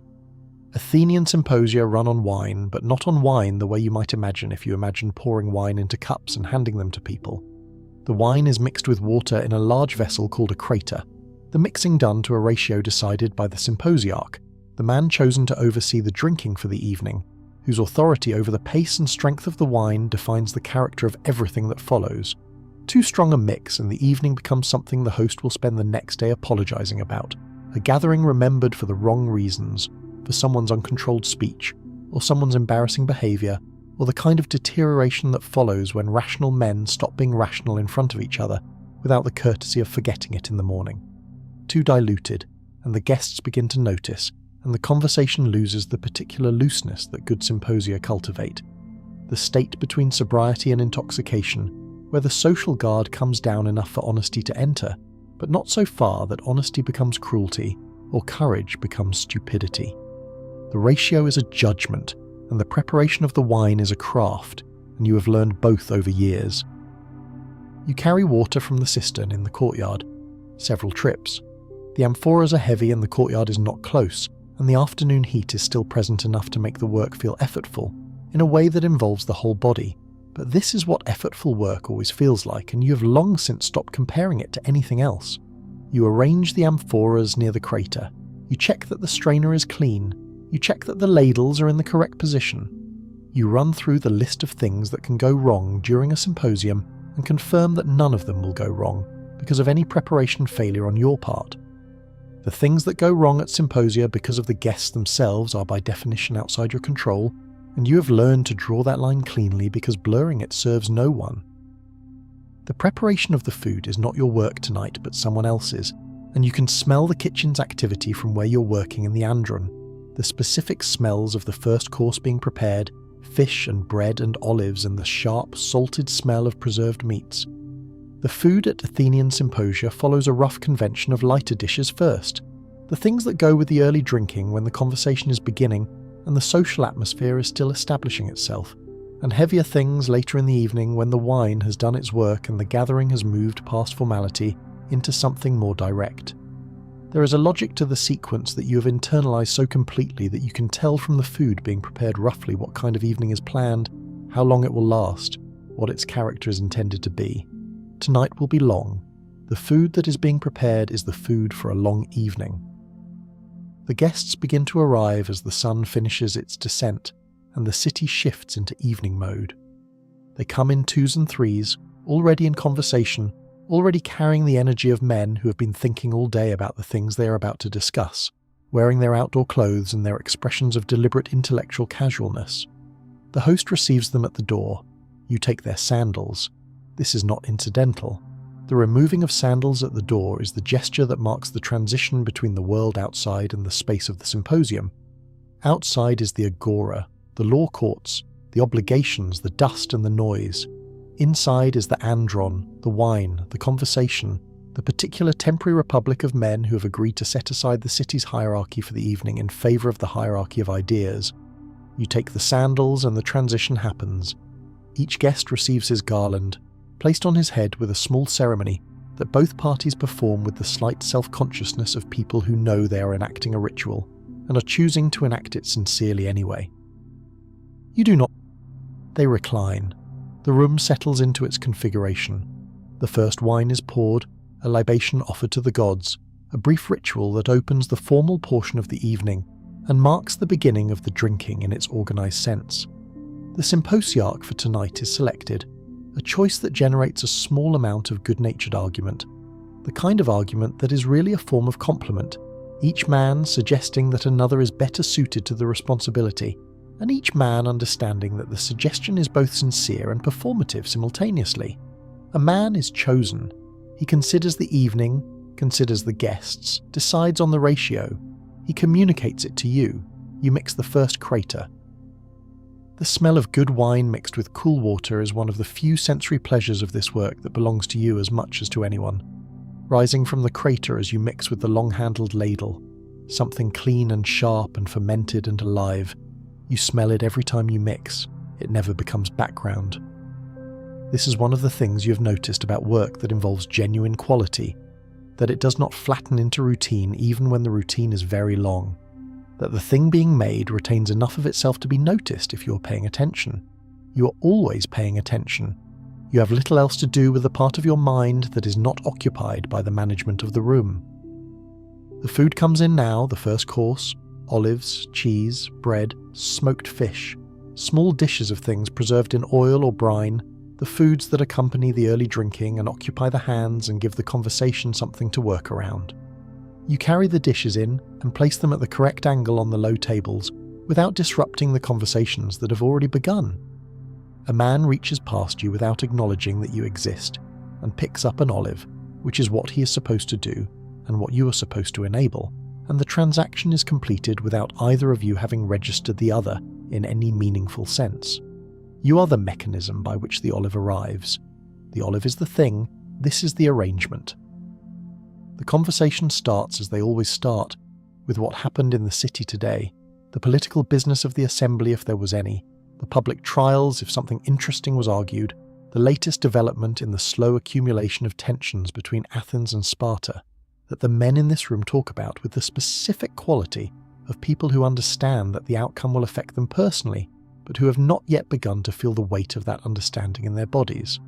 You have heard these conversations before. You will hear them again. The rhythms of political conversation in a democracy have a specific quality, a recurring cycle of alarm and reassurance and alarm again, that becomes familiar when you have heard it long enough. The men in this room believe they can manage the war the way they have managed everything else, through intelligence and collective decision, and the superior judgment of an educated citizen body. You have no opinion about whether they are right, or rather, you have an opinion and there is no forum for it. Hours pass in the way that hours pass at symposia, not quickly and not slowly, but in the specific rhythm of wine and argument, one flowing into the other and back again. You refill cups, you remove empty dishes and replace them. You watch the room without watching it, knowing at all times which cup is empty, and which conversation is reaching the kind of pitch that suggests someone is going to say something, either very interesting or very regrettable in the next few exchanges. This knowledge is itself a skill, the ability to read the social temperature of a room from partial information, from the angle of a body, from the quality of a silence, from the speed of someone's drinking, from the way a man's hands move when he's about to make a point he considers important versus a point he considers merely tactical. You have this skill because you have spent years developing it in exactly the conditions required to develop it, which is to say you have spent years being present in rooms while needing to remain invisible, observing everything while being observed by no one, building a map of human social behaviour from the inside of its machinery. The man who changes temperatures speaks for the first time well into the second hour, after the room has settled into itself and the wine has had its effect on loosening the particular kind of social caution that inhibits honest thinking. He asks a question, not a statement, not an assertion, not a declaration of a position. A question. He wants to know, he says, whether the just man is happier than the unjust man, not in the abstract sense of what justice produces as a public outcome, but in the specific sense of what it feels like from the inside to be a person who has chosen justice over injustice when injustice was available and would have been profitable. He wants to know whether the just man, who has paid the costs of his justice, who has given up the advantages that injustice would have offered, actually experiences his life as better. The room goes quiet in the particular way that rooms go quiet when a question that matters has been asked out loud. Then it begins again, louder than before. You refill the cup nearest to you. You do not answer. You could answer. You have thoughts about this question, as anyone would who has spent years moving invisibly through rooms where questions like this are asked. Years of watching the gap between what men say virtue requires and what they do when they think no one important is watching. You have direct experience relevant to this question, experience that none of the men in this room could easily access. The experience of a person who has been placed inside a system of injustice by birth and legal category, and who has had to develop a relationship with that injustice that is neither pure resistance nor pure accommodation, but something more complicated and more sustainable than either. You know things about the relationship between justice and happiness that these men, arguing from the comfortable position of citizens in a democracy, are not asking in the right way to discover. You refill the cup and step back into your position at the edge of the room and listen to men who do not know you are listening. Debate the question, as if the answer can be found without reference to the lives of people who are not present. This is the deepest layer of the evening's strangeness, the thing that no careful preparation and no practiced invisibility fully insulates you against. You are here. You are entirely present. You hear everything, understand everything, have your own considered view of everything being said, and you are simultaneously not here, in every sense that the room recognizes, not a participant, not a thinker, not a person whose response to the evening will be asked for or acknowledged. The examined life, which is the subject of frequent and passionate discussion in rooms like this one, is a life that belongs to a specific category of person. You are not in that category. The examination continues without you. The evening extends into the third hour and beyond. More wine is mixed. More food is brought in. The later dishes sweeter, the conversation looser, the philosophical intensity shifting towards something more playful and more human. Stories from the city, jokes about shared acquaintances, a song that several of the guests know and perform together with a particular combination of sincerity and ironic self-awareness that educated Athenians bring to communal singing. The room is warm and lamplit and alive with the sound of men who are at ease with each other and with themselves. From a certain angle, it is genuinely beautiful. The conversation, even the loose late evening conversation, has a quality that reflects years of learning and genuine intellectual life. Athens at this level is remarkable, and the symposium is the place where that remarkableness is most visible, most concentrated, most itself. You're part of making that beauty possible. You're not part of the beauty itself, in the way the room accounts for beauty. By the time the evening ends, by the time the guests retrieve their sandals and file out into the night taking their conversations with them, you will have been present for every moment and recognized for none of them. The evening will be remembered as a gathering of men and their ideas. You will not be remembered as part of it. You were the mechanism. The evening was the thing. After the guests leave, the work continues. The dishes need to be cleared and washed. The couches need to be straightened. The crater needs to be cleaned, the lamps need to be extinguished, the room needs to be returned to its neutral state so that it is ready for whatever the next day requires of it. This work happens in the quiet of the late night, after the voices have faded and the city outside has mostly settled into sleep, in the specific silence of a room that was recently full and is now empty, which is its own kind of sound, the absence of what was there a short time ago pressing against the air in a way that you notice because you are always noticing.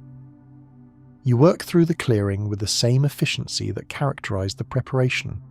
This is the other half of the work, the half that receives none of the acknowledgement that the preparation does not receive either.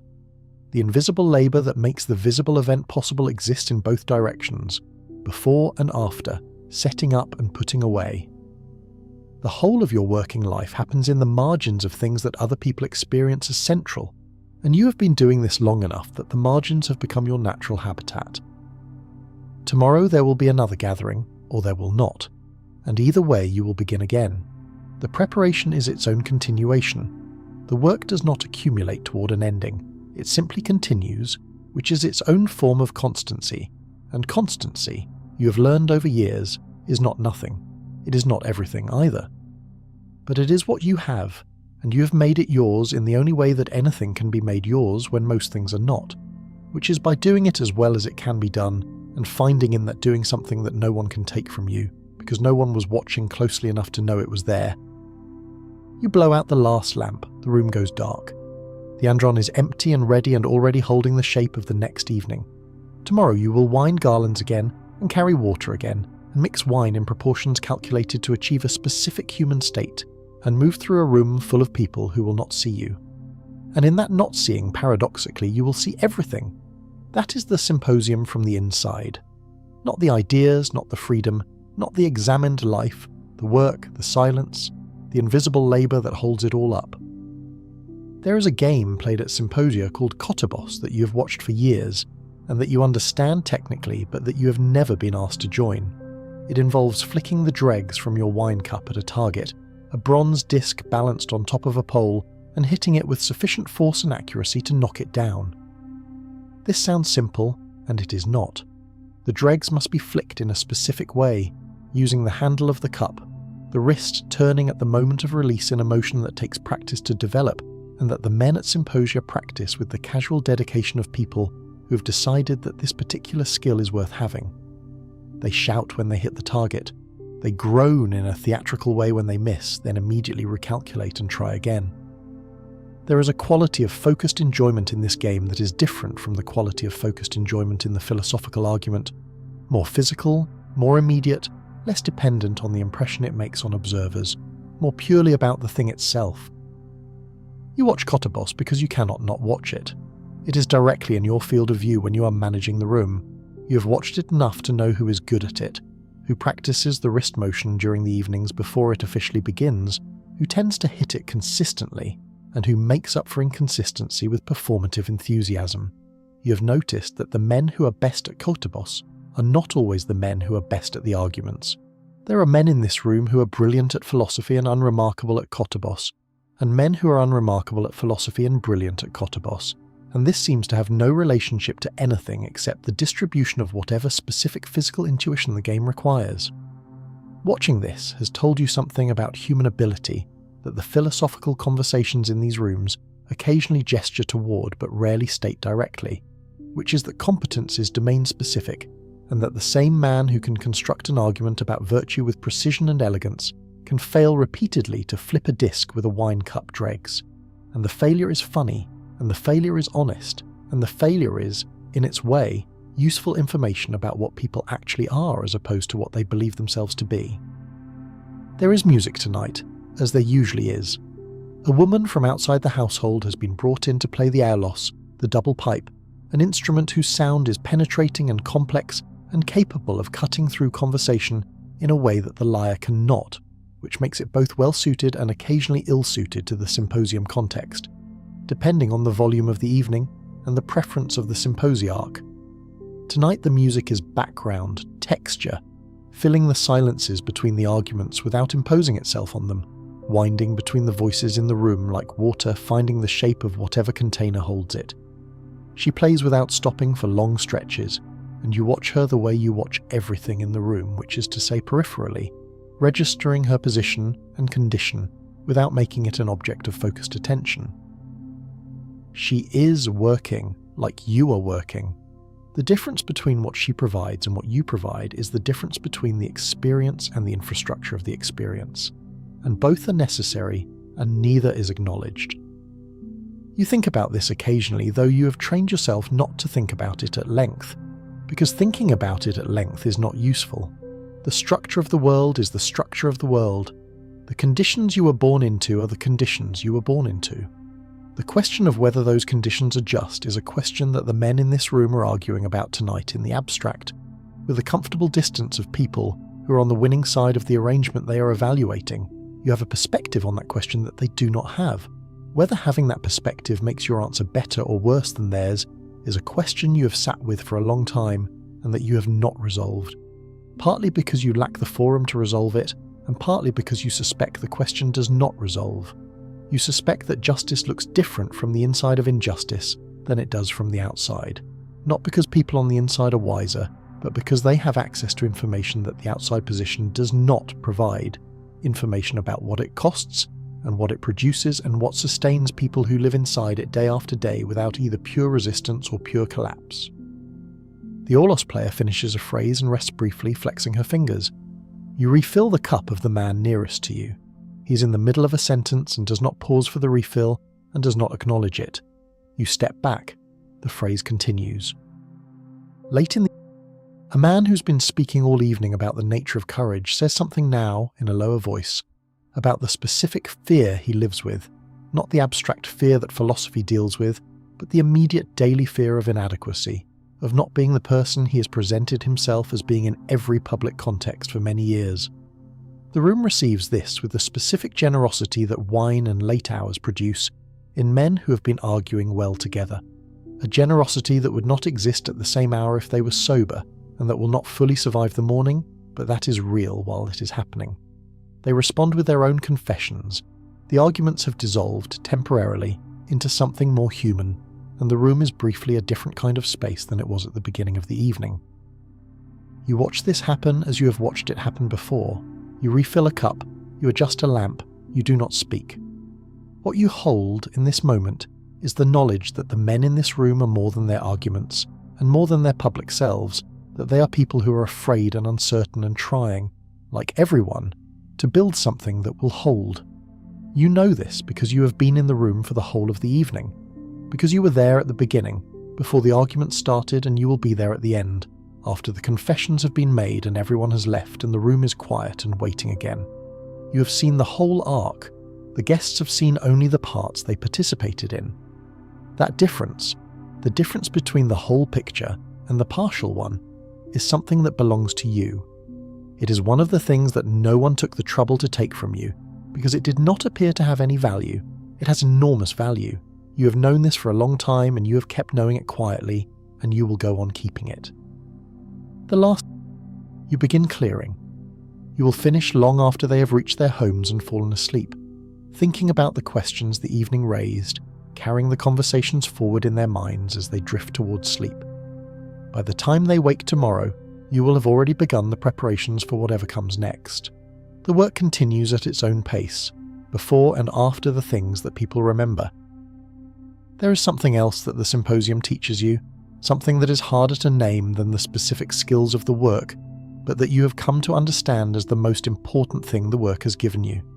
It is a knowledge of the gap between performance and reality, a knowledge that is available only to the people who move between the two without belonging fully to either. The men in the andron are performing, in the best sense, performing their social and intellectual selves, presenting to each other the versions of themselves they wish to be, using the symposium as an occasion to test and refine those versions against each other's responses. The performance is real, it is not dishonest. The men they are at the symposium are genuinely continuous with the men they are outside it, but it is still a performance, still a version that is shaped by the occasion and the audience, and from where you stand at the edge of the room, you can see both the performance and the person performing, the gap between them and the relationship between them, in a way that the men performing cannot see themselves.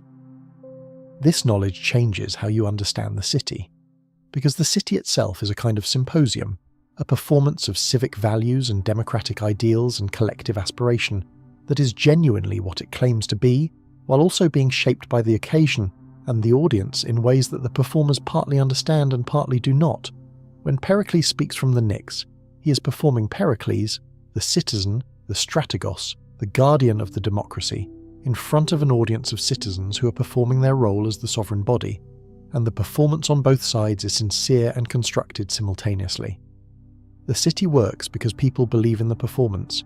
It fails, or becomes corrupt, when people stop believing in it without having anything to replace it with, which is the condition that Athens reaches in the years after the Sicilian disaster, when the confidence that made the performance compelling has been replaced by something more desperate and less stable. If you like the video so far, please leave us a like and a sub. A sub to the channel helps us make more videos for you to watch and keep the channel alive. You have watched confidence turn to something else at Symposia too. The evenings after bad news from the war, the evenings when the conversations about strategy take on a different quality, heavier, less exploratory, more frightened underneath the rational surface.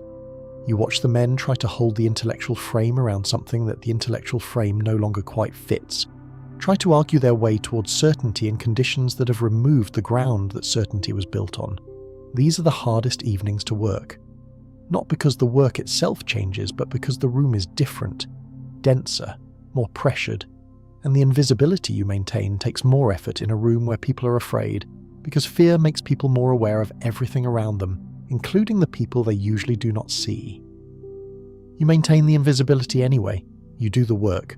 You refill the cups and remove the dishes and keep the lamp all level, and do not appear to listen to the conversations that you are entirely hearing. This is the discipline that your work has built in you, and it is a discipline that has its own kind of dignity. Not the dignity that the city acknowledges, not the dignity that comes with citizen rights and the right to speak from the Pnyx, but the dignity that comes from mastering something completely, from bringing your full capability to a task that the world undervalues, from finding in your work a standard of quality that you hold, to regardless of whether anyone else is measuring. It is not the dignity the philosophers are arguing about when they argue about virtue, but it is not nothing. You have known this for a long time, and you will go on knowing it, and the knowing is yours in a way that the symposium, the philosophy, and the democracy have never managed to take from you. This is worth keeping in mind as we step back from the intimate world of the andron and turn our attention to the larger machinery of the city, to the mechanics of the democracy itself, which was, like the symposium, a space designed with explicit ideals about participation and freedom that contained within it an architecture of exclusion, as precise and as carefully maintained as any of its celebrated freedoms. The democracy that Athens is remembered for, the participatory, direct, citizen-powered system that was genuinely new in the world and genuinely extraordinary in its ambitions, did not emerge fully formed. It was built in stages by people with specific intentions over a period of time that involved significant conflict, and it looked, when it was finished, considerably more complicated than the version that tends to appear in history books under the heading of the birth of democracy. The foundational moment is usually placed with Cleisthenes, the aristocrat who reorganized Athenian political life at the end of the 6th century before the Common Era, around 508 or 507, in the aftermath of a period of tyranny and a failed attempt by a Spartan-backed faction to restore aristocratic dominance. Cleisthenes responded to the political crisis by doing something that was both brilliantly practical and genuinely transformative. He broke the existing tribal structure of Athenian society, the 4 old tribes based on kinship and family connections that had organized social and political life for generations, and replaced it with 10 new tribes organized on a geographic and demographic basis that deliberately mixed different regions and different social classes within each new unit. The 10 new tribes each contained dems, local communities drawn from 3 different geographic zones, the city, the coast, and the inland areas, which meant that every tribe contained urban and rural citizens, wealthy and less wealthy citizens, people from different parts of Attica who had not previously been organized together in any political sense. The reform was explicitly designed to break the power of regional aristocratic networks by redistributing political identity. Cleisthenes called it isonomia, the equal distribution of political power, and it was the foundation on which everything that followed was built. This is the version of Athenian democracy that the history books celebrate, and they are right to celebrate it, because it was genuinely new and genuinely remarkable, and the political philosophy it generated changed the way human beings thought about the relationship between individuals and the communities they lived in.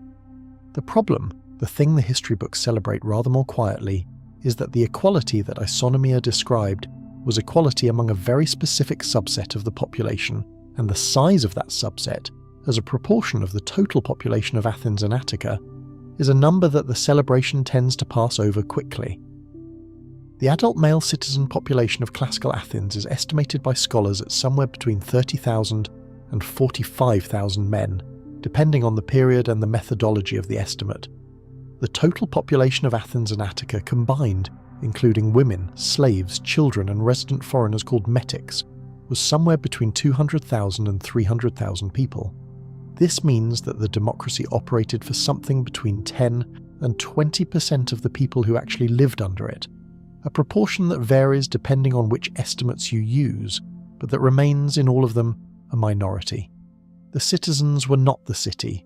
They were a class within the city, empowered with the authority to run the city on behalf of everyone, including the substantial majority who had no formal participation in how those decisions were made. The language of democracy, the language of the people ruling themselves, was accurate for the citizens and was simply inapplicable to everyone else, not because of a failure to apply the logic consistently, but because the logic was never intended to be applied consistently.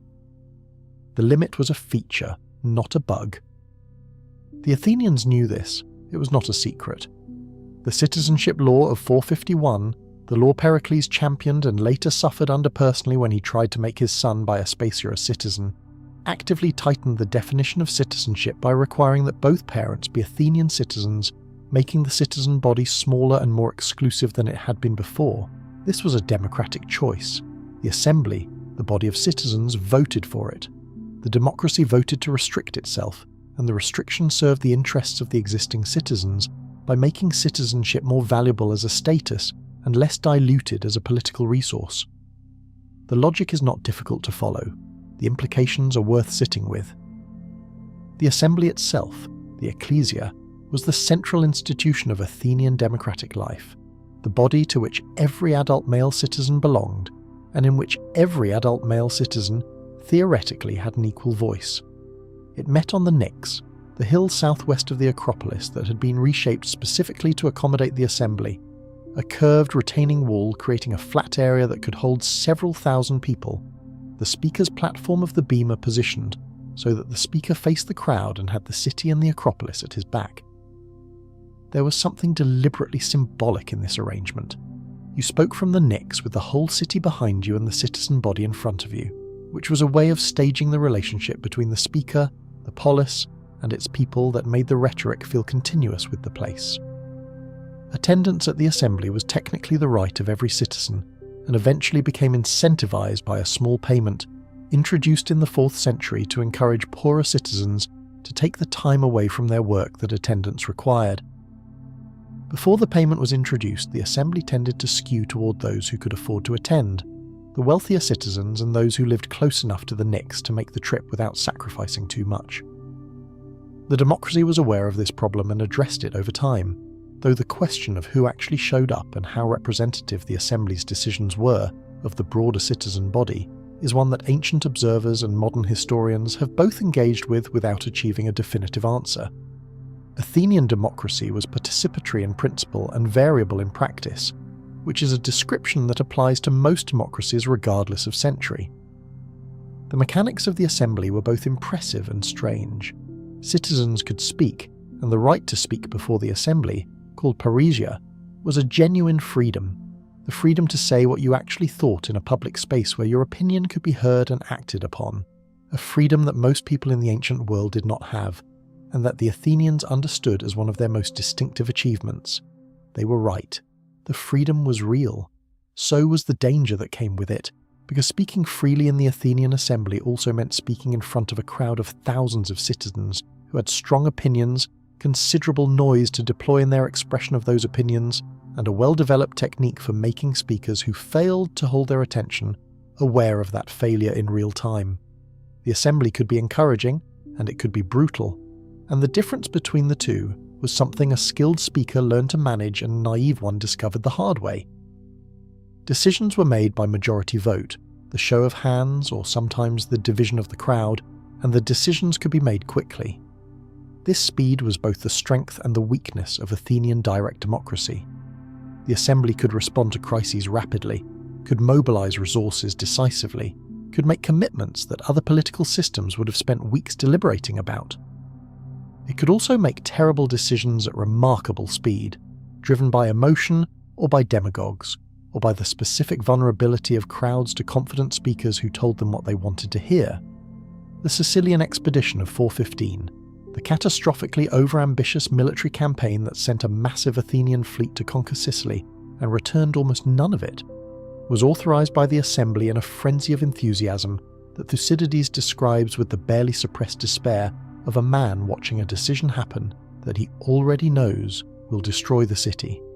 The assembly voted yes because the plan was presented boldly, and because Alcibiades, who championed it, was the most charismatic figure of the age, and because the citizens who filled the Pnyx that day wanted to believe that Athens could take Sicily the same way it had taken everything else, through the sheer force of its will and the quality of its navy and the confidence of a city at the top of its power. They were wrong. The failure was proportional to the ambition. 25,000 Athenians died or were enslaved in Sicily, and the city never fully recovered the power it had before. Democracy had made the decision unanimously, and the consequences were borne collectively, and the assembly had no mechanism for its own accountability other than time and memory, both of which proved inadequate. The courts were the second great institution of Athenian democratic life, and in some respects the more revealing one, because the courts made the democracy's internal tensions most visible. Any citizen could bring a prosecution against any other citizen for any offence, from impiety to corruption to the specific charge called graphi paranomon, the indictment of someone who had proposed an illegal or harmful measure to the assembly. This openness was both the system's greatest strength and its most conspicuous weakness. Any grievance could reach the courts. Any rivalry could be laundered into a legal charge. The boundary between legitimate prosecution and politically motivated harassment was not a line that the system drew clearly, because the system had no mechanism for drawing it, and the Athenians were sophisticated enough to know this and pragmatic enough to live with it. The courts were staffed by large juries of citizens selected by lot, typically 501 jurors for significant cases, with odd numbers specifically to prevent tie votes, and the verdicts were decided by majority after hearing both sides argue. There were no professional judges. There were no trained lawyers in the way we would recognise that role. There were logographoi, professional speechwriters who composed speeches for clients who would then deliver those speeches in court as if they had written them themselves, which was accepted practice and not considered dishonest so long as the speaker delivered the speech convincingly enough to maintain the fiction that these were his own words. Demosthenes, the great orator, wrote speeches for others for pay before he began speaking publicly on his own behalf. Lysias, another major figure of Athenian rhetoric, was a logographos who could not even vote because he was a metic, a resident foreigner, and yet the speeches he wrote for Athenian citizens were delivered in Athenian courts and accepted as the authentic voices of the men who paid him to write them. The democracy's courts ran partly on purchased eloquence, which is an arrangement that the democracy's own stated ideals about equal participation would struggle to defend if anyone pressed the question, which they mostly did not. The ostracism was the institution that sits most comfortably at the intersection of the democratic and the absurd. Once a year, the assembly could vote to hold an ostracism, a vote in which each citizen scratched the name of the person he most wanted removed from Athens onto a piece of broken pottery called an ostracon. If any single person received more than 6,000 votes, that person was exiled from Athens for 10 years, not for any crime, not for any proven wrongdoing, but for being the person that more than 6,000 of their fellow citizens were most concerned about. The exile was not a punishment in the legal sense. The ostracized person kept their property, kept their citizenship, could return after 10 years with full rights restored. It was a preemptive political removal, a way of reducing tensions before they became crises, a mechanism for exiling the person whom everyone felt was too dangerous or too powerful or too disruptive to leave in the city. It also had the specific quality of being capable of being used against people for reasons that had nothing to do with danger or power, for reasons of personal grievance, professional rivalry, simple popularity of a different candidate, or the kind of diffuse social resentment that accumulates around anyone who is too successful for too long. Thousands of ostraca have been found in archaeological excavations in Athens. They are among the most direct connections we have to the specific handwriting of ordinary Athenian citizens, scratched in the clay with the intention of removing someone from their city, preserved in the ground for 2,500 years. Some of them were clearly prepared in advance, groups of ostraca with the same name written in the same hand, pre-prepared by political organisers and distributed to citizens who either shared the view or were persuaded to share it for the price of a piece of pottery. The mechanism that was supposed to express the authentic collective voice of the citizen body was capable of being gamed by anyone with enough organisational capacity to prepare a batch of ostraca and enough social influence to get them into the right hands. The Athenians knew this was possible. They used it anyway. They trusted the system more than they trusted any alternative. There is a story preserved in Plutarch about the politician Aristides, known as the Just, a man whose reputation for fairness and integrity was so well established that he served as the model of the Athenian virtue of justice in the way that Pericles later served as the model of Athenian civic ambition. Aristides was ostracized in 482. During the voting, the story goes, a citizen who did not know who Aristides was came up to him in the agora and asked him to write a name on the ostracon for him, as the man was illiterate. The citizen did not recognize him. Aristides, not identifying himself, asked which name the man wanted. The man said he wanted to write the name Aristides. Aristides asked why. The man said he was tired of hearing him called the Just. Aristides, without comment, scratched his own name on the ostracon and handed it back to the man who had just voted to exile him. The story is almost certainly embellished. It is not impossible.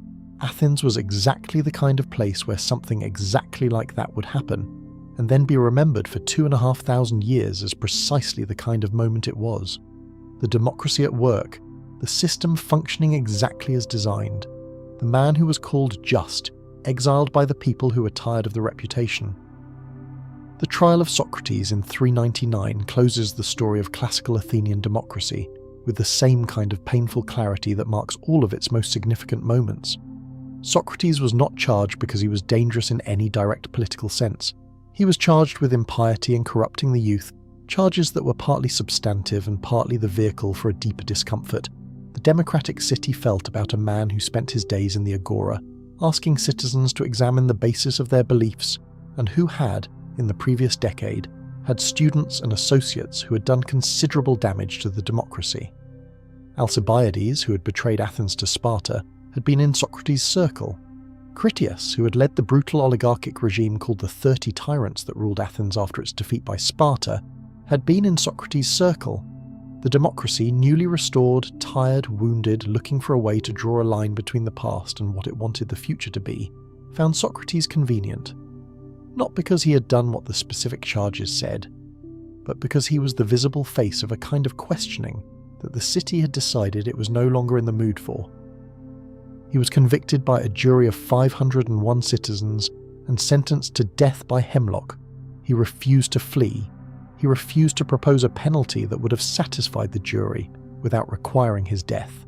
He refused, in the end, to stop being Socrates, the city that had claimed for its entire political life that the freedom to speak and question and examine was its defining virtue, executed the person who had practiced that freedom most consistently, most publicly, and most inconveniently.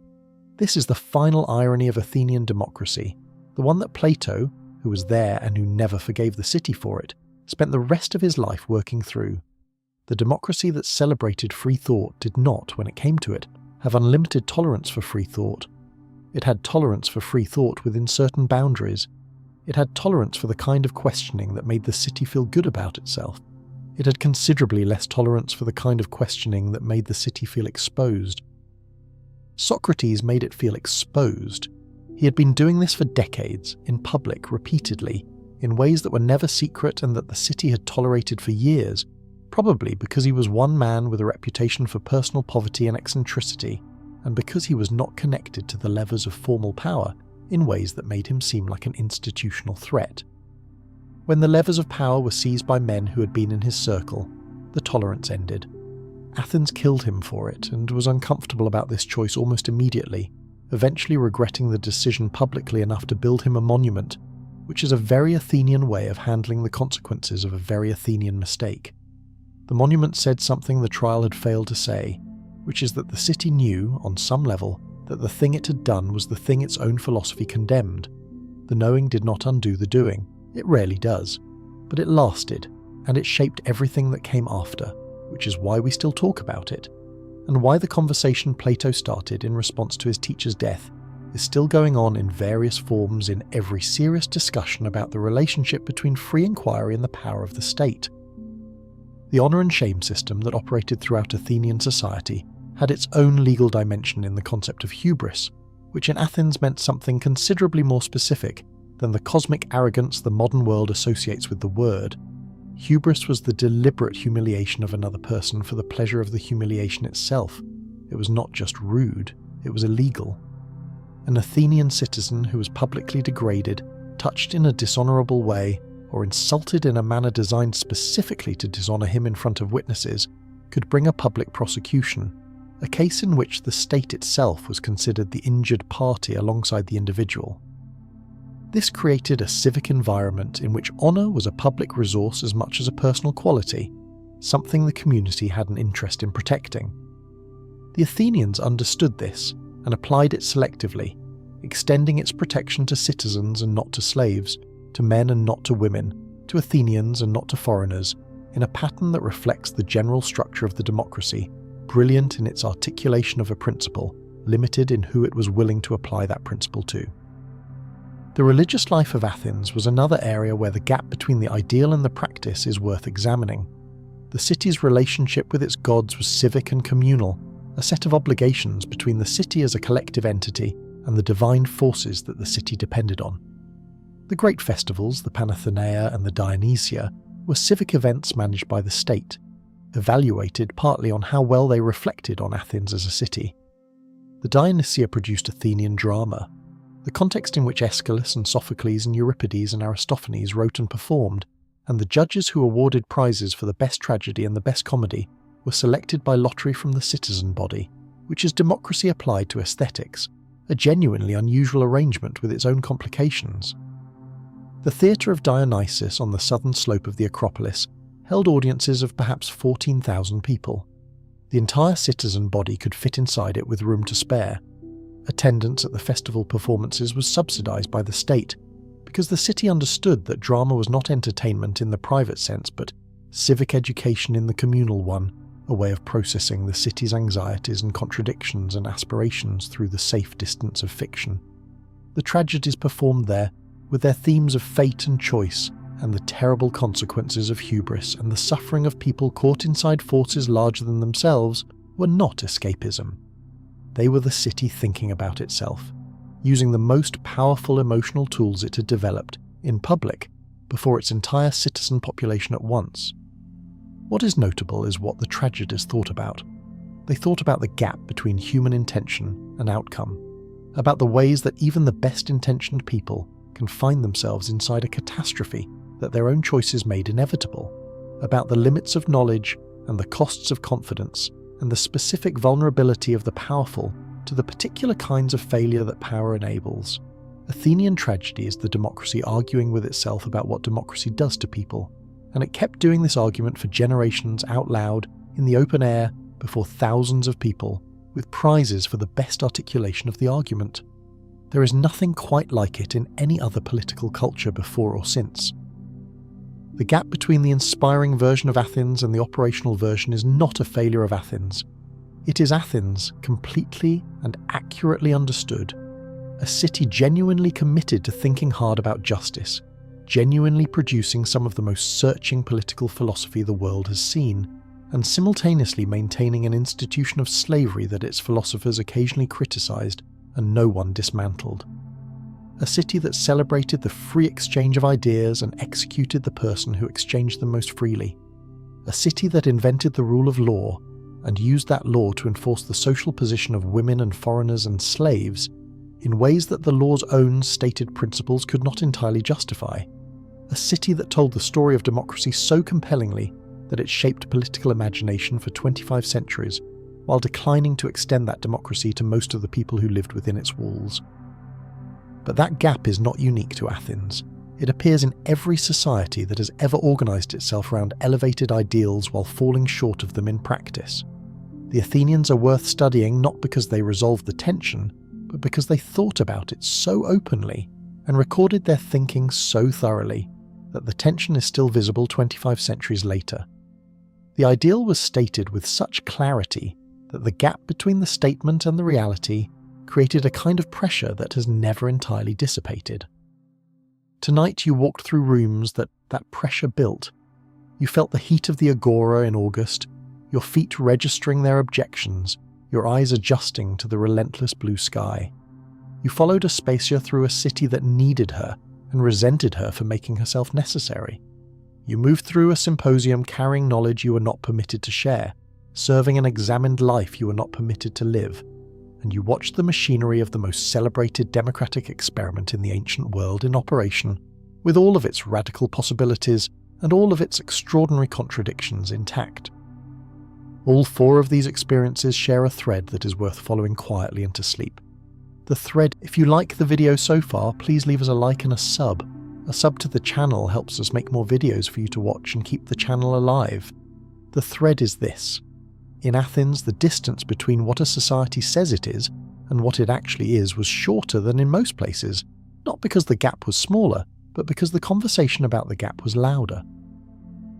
The Athenians talked about virtue endlessly, and practiced it imperfectly, and talked about the imperfection too, and argued about what the imperfection revealed, and could not always tolerate the conclusions of those arguments, and then felt bad about that intolerance, and memorialized the people they had wronged with a dedication that suggests they knew exactly what they had done. That cycle of aspiration and failure and acknowledgement and memorial is not unique to Athens, but Athens did it out loud, and in writing, and in a way that has lasted. Every person who ever sat in the assembly on the Pnyx and voted, every woman who navigated a city that needed her intelligence and refused to formally acknowledge it, every person who moved through a symposium making the evening possible for people who did not see them fully, every philosopher who kept asking questions that the city found inconvenient, was part of something that was larger than any of them and that none of them fully controlled.